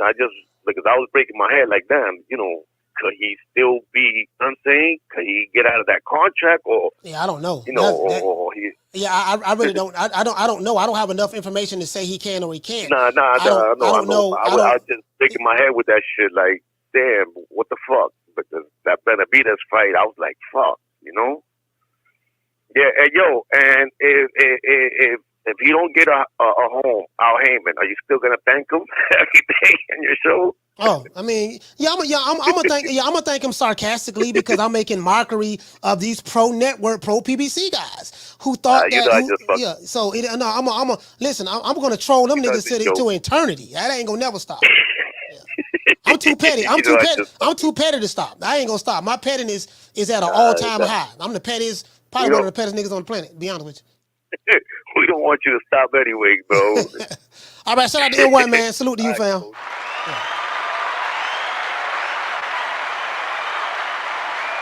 Yeah, these niggas see, now you guys know why I talk the way I talk. You get what I'm saying? Like, I talk the way I talk because I can. I know these guys don't even have the knowledge or read the books or did the things that I've done in my life. I'm 49 years old. I'll be 50 in January that I've done. You get what I'm saying? You know, these niggas really is slow as hell, and I know where they get all the information from. They watch videos and then take talking points from videos of their favorite content creators from the unconscious community. And then they want to try to run that shit over here in boxing, but they can't. Again, they can't fuck with me. They haven't read none of these books. Like, if you're gonna talk anything pro-black as it relates to the code, you better know about everything that's in this book right here. Nelly Fuller. I advise you, pro-black revolutionaries who listen to Tariq Nasheed and Professor Black Truth and stuff like that, go get this book, because this is the book that they talk about where they get all the information from. Dr. Frances Cress Wellseen, might want to get her too. You might want to get Dr. John Henry Clark, might want to get Dr. Ben, you might want to get Joseph Diop, you might want to get what's my main man name? Claude Anderson. It's a whole lot of stuff. Powernomics. I got all the books right here. I got everything right here, and there's more that I have. You got to study this shit and know this shit and live this shit. Other than that, I don't respect these whole ass niggas online with they fake pro Wakanda activism. I don't respect that shit. You ain't gonna get no respect from me. You get what I'm saying? I'll body you niggas on this shit. Y'all niggas ain't done the research on that. Niggas don't even read books. I read all these books, dog. I read all these books, studied them, because I used to be on debate teams. You get what I'm saying? Like, these niggas don't even know how to debate right on social media. You know, so they argue, mute you, yell, scream, this and that. And I'm like, dog, that ain't how you debate. That's not debating. So it is what it is. But yeah, that's neither here nor there. But as it relates to what's next, you know, me personally, I'm tired of the Civil War. I want to see, in a perfect world for me, I would love to see all these fighters on pretty much with one network. One or two networks. Get rid of this Cold War, what's going on and stuff like that, right? Because that's the problem. And that's why you have certain fighters that only fight once a year. That only fight every 18 months. Because one thing I will say about the PBC, they do it. Some of their top fighters, they hardly fight. Keith Thurman had 3 fights in 6 years. Crawford Spence got pushed back to February. We know why it got pushed back to February. There's no network. So Al has to find another network now to fund this fight, because Al is not going to put his money up. He's not going to put his money up. Black man is not going to put up his black dollars for his black fighters. Ain't that some shit? True. Think about that. Black man not going to put up his black dollars for his black fighters. That's kind of, that kind of go against the revolutionary code, right? Isn't that going against the revolutionary code? You know what we need to do for all my revolutionaries out there, right? This is what we're going to do, right? We're going to come together. My pro-PBC guys, my revolutionaries, we need to come together, brother, and collectivize. And we need to march and protest on the white man, the white network, to make sure that he cough up some of them white dollars so we can fund our PBC revolution. That's what we need to do. This is systemic racism, brother. The white man is plotting against the black man to try to keep the black man down. That's what we need to do, right? True. Maybe we can get in contact with those dykes that run Black Lives Matter, that's backed up by George Soros. Maybe we can get in contact with those sisters, and maybe we can get together, collectivize, and maybe we can burn a couple of cities down or two. Burn some cities down in the name of systemic racism. Maybe we can do that. Huh? Stupid ass niggas. True. Let's give everybody a round of applause.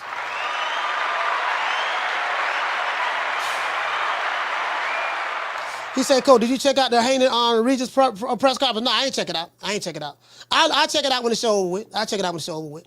You get what I'm saying? Shout out to Jamie Rivera. Salute to you, fam. Shout out to Eric Grimey. Shout out to you, fam. You get what I'm saying? Shout out to Marty King Bossa. Salute. I mean, I just tell it like it is.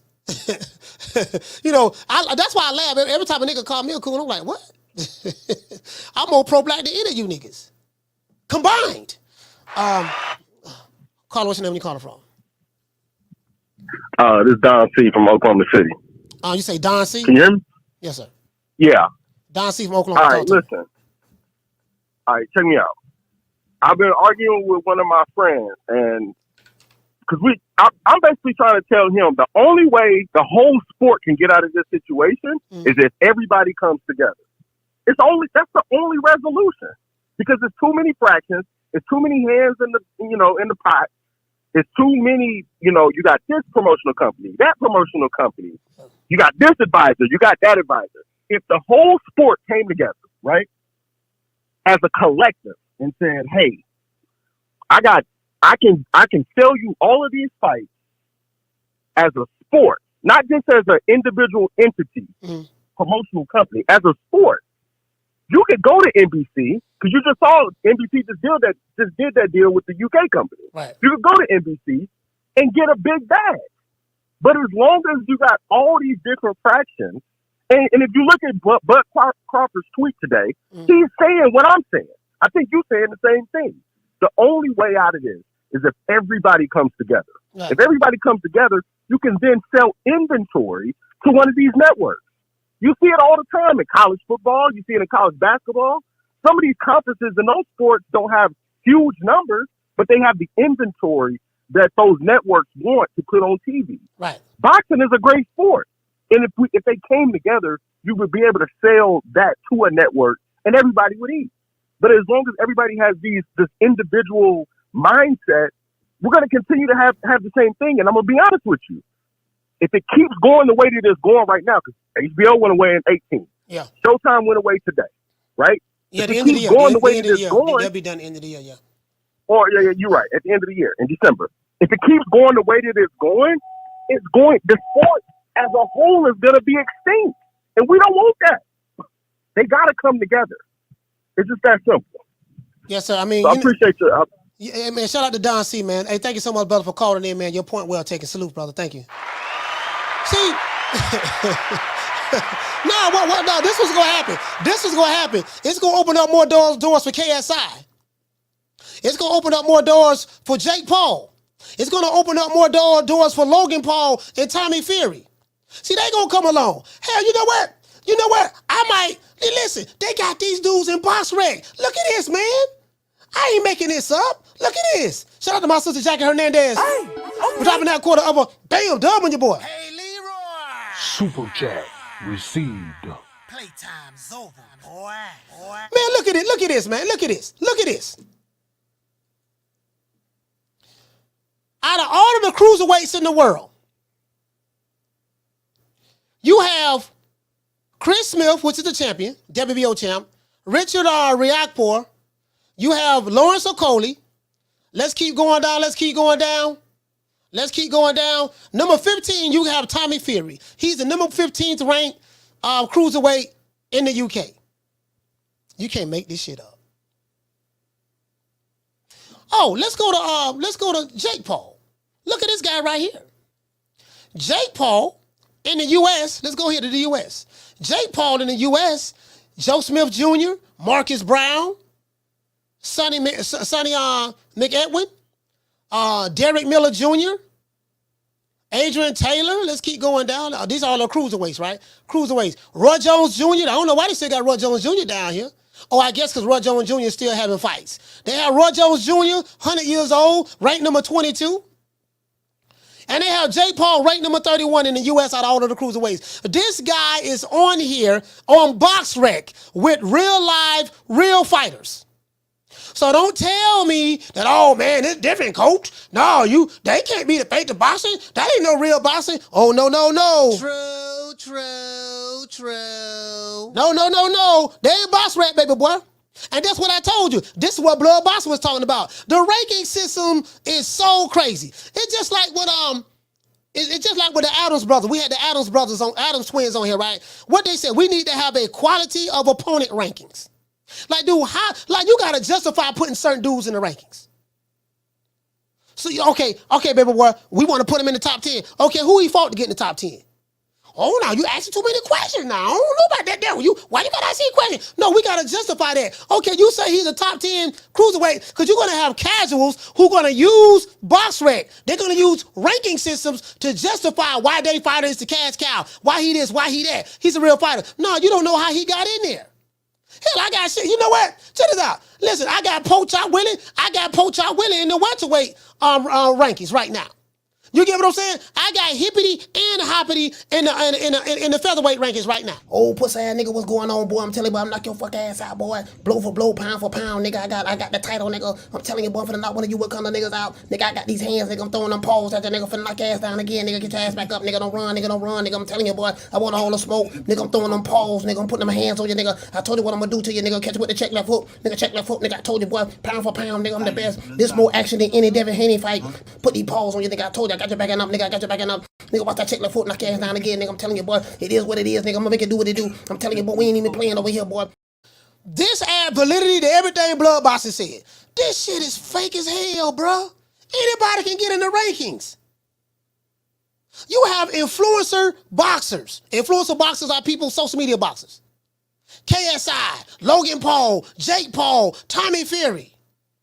They in the rankings. And guess what? They sold 1.3 million pay-per-view buys. So according to, listen, and this is another thing. This why I laugh at you niggas. Some of these niggas is so dumb. Yeah, nigga, you know, sign the contract. Nigga, 60-40, 70-30, 80-20. Take whatever we get you. Nigga, my fighter deserves 80% of the split. You know, he doing the heavy lifting. He got more belts. He bring more to the table. And this and that. And this how much he sold. Now you know that all of that stuff that you heard about Errol Spence doing all these magnificent pay-per-view numbers, you know those was lies. Tank did. Tank was doing 250, 300,000 with this guy, that guy. All those was lies. I'm going to say this again. If the pay-per-views were, now the gate, I can't lie, the Tank do phenomenal at the gate. But if the pay-per-view numbers were doing what they say they was doing, if these fights was so much of a success, please tell me why Showtime is dropping PBC. True. Let me read the article to you. I can read the article to you. They're dropping them because they cutting all the dead weight. Anything that's not a money maker, that's producing money for their white company, guess what? The PBC got to go. True. Nah, baby boy, Showtime boxing. This is what we gonna do, baby boy. We gonna go ahead and fold this up. Hey, check this out, home skillet. Steven Espinosa, been nice knowing you. You've been around for a long time, homeboy. Seem like you've been kind of working as a double agent for Al Heyman, giving them all our money. Don't worry about it. Giving him our good white folks money. So what we gonna do? We gonna go ahead and the well is dry. The well is dry. So I wish the brother man good luck. I hope he finds some more vibranium somewhere. But until then, we gonna have these other fights that's out. The well is dry, and maybe Uncle Al can probably go find some. You know what, man? If anybody from the PBC, if you want to come to Nick Sack Promotions and fight on my network, well, the white man's network, YouTube, but you want to fight on my channel, listen, man, I got some spots over here for you. I got a couple of good fighters that's willing to fight right now. Oh Lord, I swear to God, when I see that whole ass nigga Coach Malachi Williams, I'm gonna put them paws on him. Nigga, Wakanda forever, bitch. Oh Lord, he threw Wakanda through that fence. Wakanda is dead. Oh Lord. You know, I just wanna throw that out there. And guess what? Now we ain't gonna be paying y'all no whole lot of money. I don't know what my boss Al Heyman was paying you niggas. I can promise you gonna get a pack of 9-laters. You know what I mean? 2 jawbreakers, a whole head cheese sandwich. You gonna get some collard greens with some smoked turkey in it. You gonna get a case of Coronas, a 6-pack of doggone Guinness Stout. I'm gonna give you $50. You know, a $50 gift card. I'm gonna let you go on a shopping spree with Amazon on Black Friday. Give you $30 cash, and we gonna call it a day. True. All that, yeah, nigga, we driving Lambos with suicide doors. Now, you ain't gonna be driving no Lambos with suicide doors over here at Nick Sack Promotions. I can tell you that, because I ain't finna be overpaying y'all.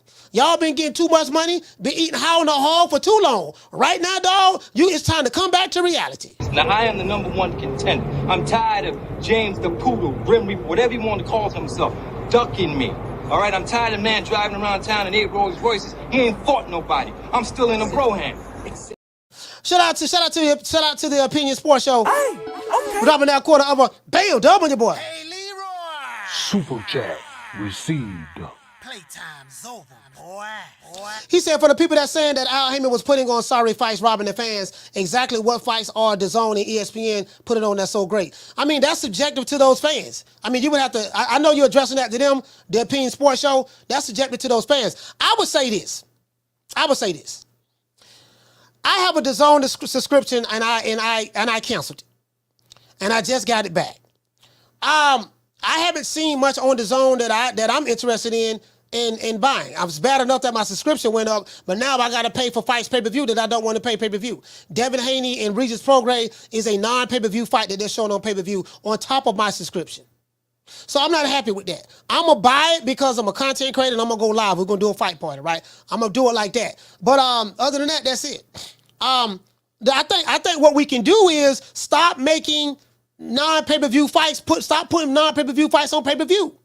If I want to see a Tank Davis fight, don't tell me because he's a star and he's the cash cow. He's doing phenomenal numbers. Oh my gosh, he's doing so great. We're blowing with pay-per-views. We're breaking records at pay-per-view and stuff like that. Oh yeah, well how come the Showtime is dropping y'all?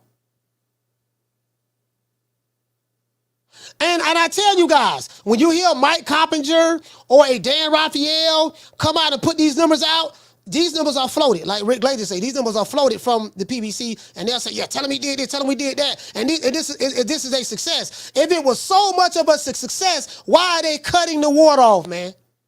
So that tell me all that was lies, smoke and mirrors. So what we need to do is bring everything back to reality. Keith Thurman don't need to be fighting on pay-per-view. Tank Davis, if he's fighting Isak Cruz, Rolly Romero, Hector Garcia, those are not pay-per-view fights. That's for one. No, contrary to popular belief. If Canelo is fighting John Ryder, which I don't think that was pay-per-view, but if he's fighting any of those guys, hell, even the Caleb Plant, that wasn't no goddamn pay-per-view fight. Caleb Plant ain't no pay-per-view fighter. Stop making pay-per-view. They need to get back to what pay-per-view used to be originally for. Pay-per-view is only for big-time mega fights. Ryan Garcia, Tank Davis was a big-time mega fight. Not from a skill set standpoint, but it was a big-time mega fight. That should have been on pay-per-view. Crawford Spence, that should have been on pay-per-view. But Spence, Ugas, that's not a pay-per-view fight. Spence, Danny Garcia, that's not a pay-per-view fight. So what we got to stop doing is Devin Haney and Regis Prograis, that's not a pay-per-view fight. So another thing we got to stop putting non-pay-per-view fights on pay-per-view. That's what the fans are upset with. Down from the bar, there's a platform stage. People pimping, sharp as razor blades. Shit, and anything Rolling Romero ain't no goddamn on pay-per-view. You talking about a tangerine orange coloring book car, a Fugatti, a Mitsubishi that they call a Fugatti. Like, bro, like, nobody is falling for the banana in the tailpipe. Rolling Romero's a star. He's a star. You know what I mean? Rolly's a star. All this propaganda. The gig is up. It's a Ponzi scheme. 3-card Marley. The eyes see, the ears hear, but nothing is not ever what it appears to be. And guess what? They cut the cord, man. So, I'm hoping we get these fights on the same network. And listen, man, these guys got to fight each other, man. That's all I care about. I ain't, Carla, hold on. I'm not finna go ride or die about no damn network. For what? Nigga, I don't get paid for neither one of them. Al Heyman don't know me, and he don't know neither one of you niggas who around here pulling his dick. Talking about, yeah, nigga, all this and all that. Y'all never even seen Al Heyman. I haven't seen Al Heyman. So what the hell am I ride for him for? I just want to see the fights. And miss me with this fake pro-black outrage.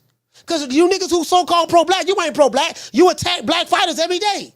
And you threaten other black content creators every day. So which one is it? Is you pro-black or you're not pro-black? You can't be pro-black 1 minute and then attacking black the next minute. In the name of black activism. Make it make sense. And what the fuck that got to do with boxing anyways? What that got to do with a check left hook? What that got to do with a bolo punch? What that got to do with parrying? What that got to do with sidestepping? What that got to do with blocking? What that got to do with feints? What that got to do with ring IQ? What that got to do with punching power? What that got to do with boxing on the front foot and the back foot? What did I got to do with manipulating the space and range? It ain't got nothing to do with none of that. You want to bring that Wakanda shit over here in boxing, it ain't got nothing to do with it. Carla, what's your name when you call the floor? What's up, Coach? This is Gomez from Maytown. Gomez, Maytown, talk to me. Nah, I hear you over here going off on these fools. Nah, but I just had a thought in mind. You think if the heavyweight division was a little bit better, they wouldn't be in this position that they're in now? Who was they? With just Al Heyman and losing his contract over there at Showtime. No, I mean, the thing is this, fam. This is the problem, right? The problem is again, I'm all for fighters getting their money. It is what it is. The problem is when you do a pay-per-view fight, you are asking the fans, the promoters and the fighters because now you're saying we want the fans to pay for this salary. And if I'm going to get a cut of the pay-per-view sales, if you're selling, somebody is buying. And the problem is you're promoting an outfit and you're selling me shit and you're telling me it's meatloaf. You're shitting on my plate and telling me it's meatloaf. You literally put Deontay Wilder and Robert Helenius as a pay-per-view fight. You can't make this up. There's nothing pay-per-view about Robert Helenius. There's really nothing pay-per-view about Deontay Wilder. Every pay-per-view he's had has been a flop. The best ones he had has been with Tyson Fury.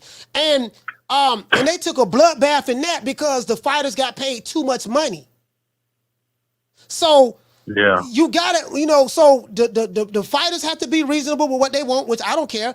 And the networks have to say, look, man, we can't be putting these non-pay-per-view fights on pay-per-view. Like it's like Showtime, in my opinion, they destroyed themselves by making non-pay-per-view fights and putting them on pay-per-view. And you want the fans to pay $85 for it. No, man. That's crazy. So the heavyweight division ain't really got nothing to do with Showtime and stuff like that. But I'm saying as it relates to Deontay Wilder, that's it. Like the people are done. The people are done. The Showtime lost money. If they was, I'm gonna say this again, fam. If they was making all of this money, like these laptop revolutionaries were saying online, please tell me why them good white folks at Showtime dropped the pro-black Wakanda company PBC. Please tell me why they getting rid of their entire Showbox. Boxing, they getting rid of their entire Showbox platform. They say, no, you know what, baby boy, we don't want to have nothing to do with boxing anymore. And guess what? The company that who Showtime was mostly promoting was PBC fighters. So why are they cutting the umbilical cord? If it was so successful. Yeah. So it is what it is, man. Shout out to Gomez from A-Town. Salute, fam.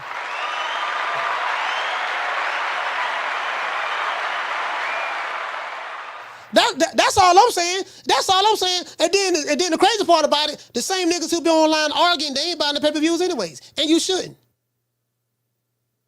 But I'm just saying, bro, I mean, that's just the reality of the situation. So hopefully, I'm not here talking about, where Al Heyman is gone and this and that, dooming. No, I ain't saying none of that. I don't give a fuck. I don't have an emotional attachment to none of these motherfuckers. I just want to see the fighters fight the top fights. If you tell me this nigga King Kong, he better be fighting Godzilla. If you tell me this nigga is Papa Smurf, he better be fighting Gargamel. If you tell me this nigga is the Powerpuff Girls, he better be fighting Mojo Jojo. If you tell me he's Optimus Prime, he better be fighting Megatron. If you tell me he's Skeletor, he better be fighting doggone He-Man. If you tell me this is doggone if you tell me he's Lion-O of the Thundercats, he better be fighting doggone Mum-Ra. I better not see Lion-O fighting Snarf from the Thundercats. I better not see the Powerpuff Girls fighting doggone Papa Smurf. I better not see Godzilla fighting Hoghead Cheese. Listen, and don't give Roland Romero a title and tell me he's a star and tell me he's a champion when he's just a title holder. We ain't going for that. True. They got to get it together, man. Let's give everybody a round of applause. They got to get it together. They got to get it together, dog. That's where I'm at with it. That's why we got the commandments. We don't cap for no networks. We don't cap for no promotional companies. Listen, if you stand on the side of boxing, you can never go wrong. You get what I'm saying? Stand on the side of boxing, you can never go wrong. I say that time and time again, man. We finna wrap the show up, man. Let me give a shout out to everybody who called the show. Shout out to Fred Barber Conversations who was here. Shout out to Rick Glazer who was here as well. Shout out to Yarmus from Brooklyn. Shout out to Jamie from New York. Shout out to that hoe ass, cunt, cooch ass, dick in the booty ass, fuck ass, nigga, hoe money from Texas. Shout out to D Block from Dallas. Shout out to Tone from Pittsburgh. Shout out to the Boston Waves, I think he from New York. Shout out to Martin from Oakland, Oak Town Stand Up. Shout out to Ron Boy Fresh from DC. Shout out to Mike from West Texas. Shout out to M1 from the BX. Shout out to Don C from Oklahoma City. And shout out to Gomez from T-Town. And another thing, as I said before, I guess Logan Paul and Tommy Fury is the face of boxing. It's about putting butts in seats, right? The numbers speak for itself. Isn't that the talk that a lot of these fans were saying online? What if the numbers speak for itself and it's about putting butts in seats? What Jake Paul and them, and Logan Paul and them did 1.3 million pay-per-view buys. More than Tank and Ryan. More than Canelo. Face the Boston, right? Yeah, right. Anyways, what else we got? What else we got right here, man? You know we got to give a shout out to all of the Tenderoni, man. You know me, man. I love the Tenderoni, man. We're going to give a shout out to all the Tenderoni. Shout out to Mo Easy. Shout out to the Goddess. Shout out to Felicia Williams. Shout out to Bree. Shout out to Lita. Shout out to Tila.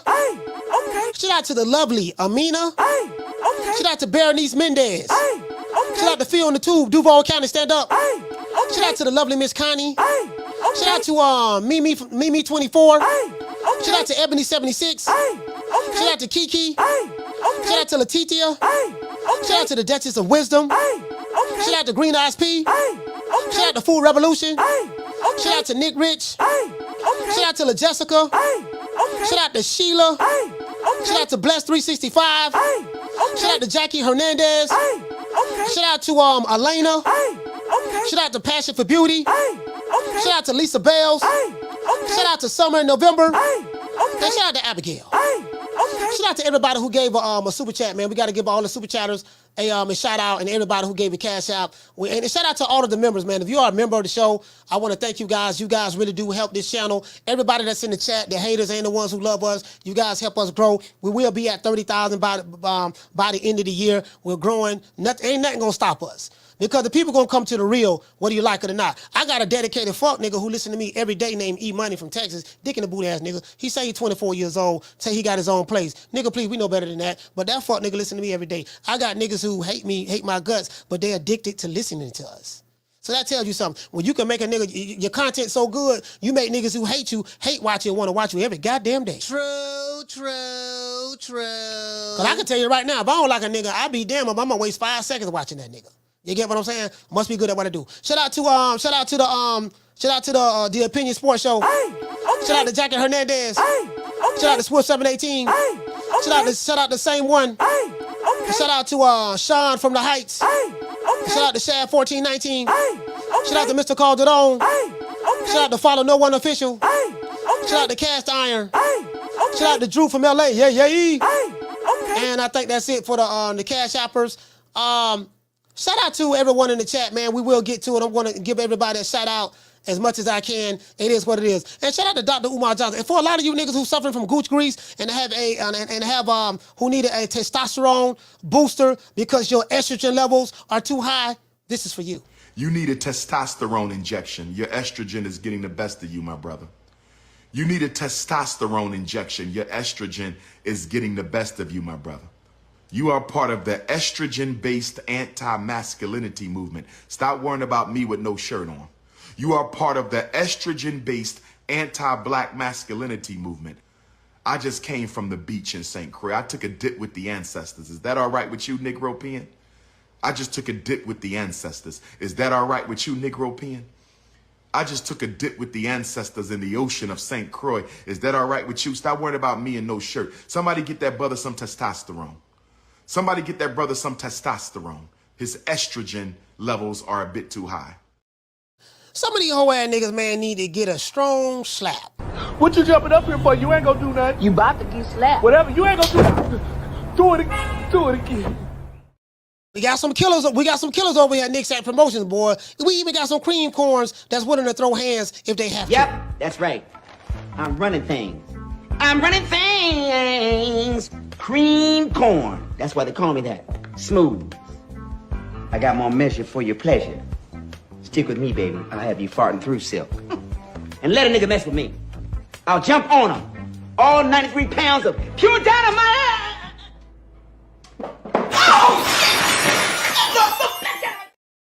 I tell a nigga time and time again, you ain't gotta like it, nigga, but you better respect it. Nigga, when my name come up, respect it. Let's go. Stop playing with my fucking name. All three of y'all, stop playing with my name. I ain't gonna say it no more. Put some respect on my name.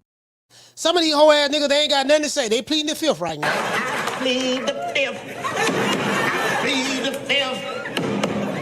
5, 1, 2, 3, 4, 5. Anything you say, 5. Go ahead, ask me a question. Did you? Over here, we ain't ducking no smoke. We want guys who want the real smoke. Unlike this guy right We here. the Charlo twins. We known for calling everybody out. Please call these people out. Listen, the whole world's looking at you. Call these people out, What's please. up? It's the Jamal the Hitman Charlo. Let's get it. Who want it? Name them names, man. They know who they is. Name them names, please. The names need to be named. They know who they is. The Mexican monster. Mexican monster. Nello. And hopefully, you know, wherever the PBC may land at next year, hopefully we can get back to big time boxing. No more wrong sides of the streets. No more 60, 40, 70, 30, 80, 20, take whatever we give you. No more laptop revolutionaries banging on people online, sending gun emojis. You don't even know the code. Keep telling you nigga better go buy this nearly full and understand what you're listening to when you hear Tariq Nasheed and Professor Black Truth and Jason Black and Dr. Umar. You got to do your research. You got to do your study and doing your reading. Kryptonite, the books is kryptonite to niggas. That's another reason why you niggas ain't fuck with me, because I read too many books and studied and lived this shit for 25 years. Books is kryptonite to niggas. If you want to hide something from a nigga, put it in the book. Niggas see a book? No, not a book, anything but a book. I ain't reading that shit. Hopefully we get back to big time boxing. Don't ever forget, when I found you, you was strung out on coke. When I found you, you was like a big house, contemplating about killing yourself. So don't you ever forget who brought you to big time boxing. I drugged you back. I brought you back. I provided food and put food on your table for your family to eat. And I'm doing it for the second time. So don't you ever forget that. Well, we gotta say, you know, we're gonna say R.I.P. to Showtime Boxing. It's over with for them. But you know what? We gotta say all praise is due to the Most High, the Most Exalted, and we gotta thank Al Heyman for putting Showtime out of boxing. Well, you know, I guess I gotta be like everybody else and saying Al Heyman. I can quit my job now, baby. 6 figures, baby. You feel me? I'm about to. But a name. Do you have a name? Oh, nah, I ain't got no name, you know. Name them names, man. They know who they is. Name them names, please. The names need to be named. They know who they is. The Mexican monster. We thank her for everything else. Showtime dropping boxing, we gotta thank her for that too, right? And shout out to Gloria Day and the fabulous Set Trips. Gloria Day and the Set Trips. These niggas don't play. These niggas don't play. We don't play. You ain't heard, they be tripping. We be tripping. So they swerving on. No faking and no snitching.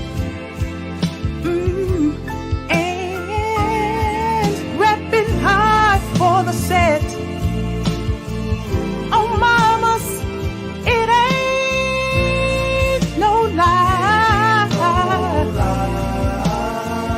Because niggas gonna bust. Niggas gonna bust.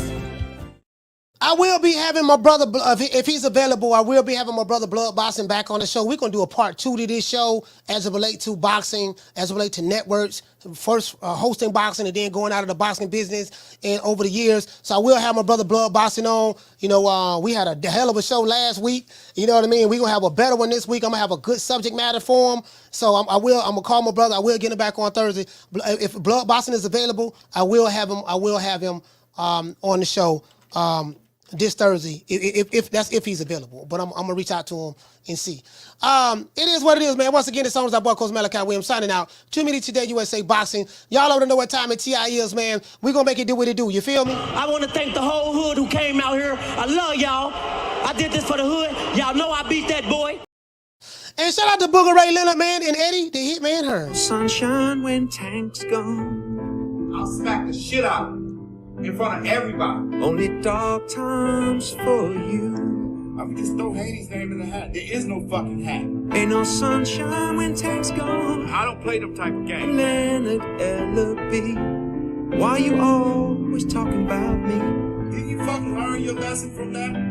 With AJ? Ain't no sunshine when tank's gone. I'll knock that motherfucking hole out. Period. Only dark times for you. Ain't no hats to throw nothing in here. We're running a fucking business. Ain't no sunshine when tank's gone. You fucking idiot. Leonard, Ellerbe. Why you always talking about? Man, shout out to my man Retro Boston and Documentaries. You say see you Thursday, Coach. All right, fam. Shout out to Elena. Shout out to Retro. Shout out to my sister Tila. Shout out to the inevitable D-Block. I think Rick Timms was here today as well. Shout out to Rick Timms. Shout out to Charles Johnson. Shout out to Nelly Content. Shout out to Reborn 325. I will say this, guys. My approach is a little different. I may come off a little aggressive, but you guys got to understand. When I came on YouTube, I was very nice. I was very peaceful. I was real nice. You know what I mean? Look, animated a little bit, but I was nice. But once some pro laptop revolutionaries started attacking me, started calling me all kind of names, started sending me gun emojis, they started a war that they can't finish. And guess what? I do not know when to stop. I'm one of them type niggas. Boy, if you start some shit with me, every time I see you, it's on sight. No, nigga, we just fought 25 times. Yeah, nigga, this is the 26th time. I told her about a dude named Mike Rivers I had a fight with years ago when I was 15. Me and this dude fought 3 times. This nigga whooped my ass all 3 times. I got beat 3 times by the same nigga. You want to know why? Because I did not know when to quit. I couldn't take the L. I was like, no, I got to fight this nigga again, dog. Nigga whooped my ass the 2nd time. All right, goddamn, I'm fighting nigga one more time. Nigga whooped my ass the 3rd time. It took me 3 ass whoopings to realize, you know what, man, ain't nothing I can do with this nigga, man. I'm just going to charge it the game, man. Okay. True. I'm going to just charge it to the game, dog. Nigga was too big. Nigga about 5'10", about, you know, I'm a little nigga. Nigga about 5'10", about... You know, about 180, I couldn't do nothing with him, dog. But I was showing up trying though. Hey, listen, hey, you know, y'all know how Crawford beat Spence. And Spence kept getting up. I go home, lick my wounds. 2 weeks go by. Yeah, nigga, what's up, nigga? I'm back. This was 1989, boy. I wore a good one too. Oh, 3 times nigga whooped my ass. Shout out to OP Gamer. Shout out to Elena. Shout out to Marty King Boston. Shout out to Jamie Rivera. Shout out to Last Name First. Guess what though? I didn't go get no gun. I didn't shoot him or none of that. It is what it is. That's back in the day when you got a one-on-one fight. You got a head-up phase, you can get that. Now these niggas don't even fight no more. They immediately run to the gun. The gun is supposed to be the last resort. In today's time, the gun is the first resort. True. Shout out to Corey Bradley, man. Shout out to just all of the sisters, man, and all of the brothers. Knockdown 305, Swift 718, Swat Jones, Rick Tim, just everybody in the chat, man. Salute to everybody. Y'all know what time TI is, man. For really though.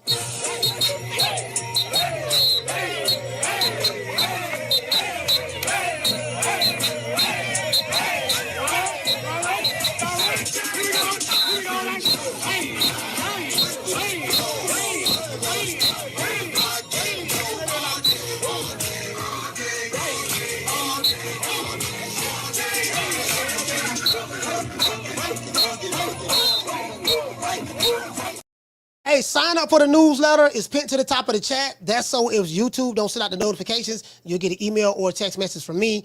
And also, man, I want to give a shout out to all of the members. Also become a member of the show as well. We're doing a rebranding phase. We transitioning to True Media Boxing Radio. We're going radio. Got a lot of great things going down the pipe. Really working towards going into 2024. Please be patient with me. I promise you guys, I will not let you down. See you guys tomorrow at 3 o'clock Eastern Standard Time. You know my motto, don't meet me there, beat me there.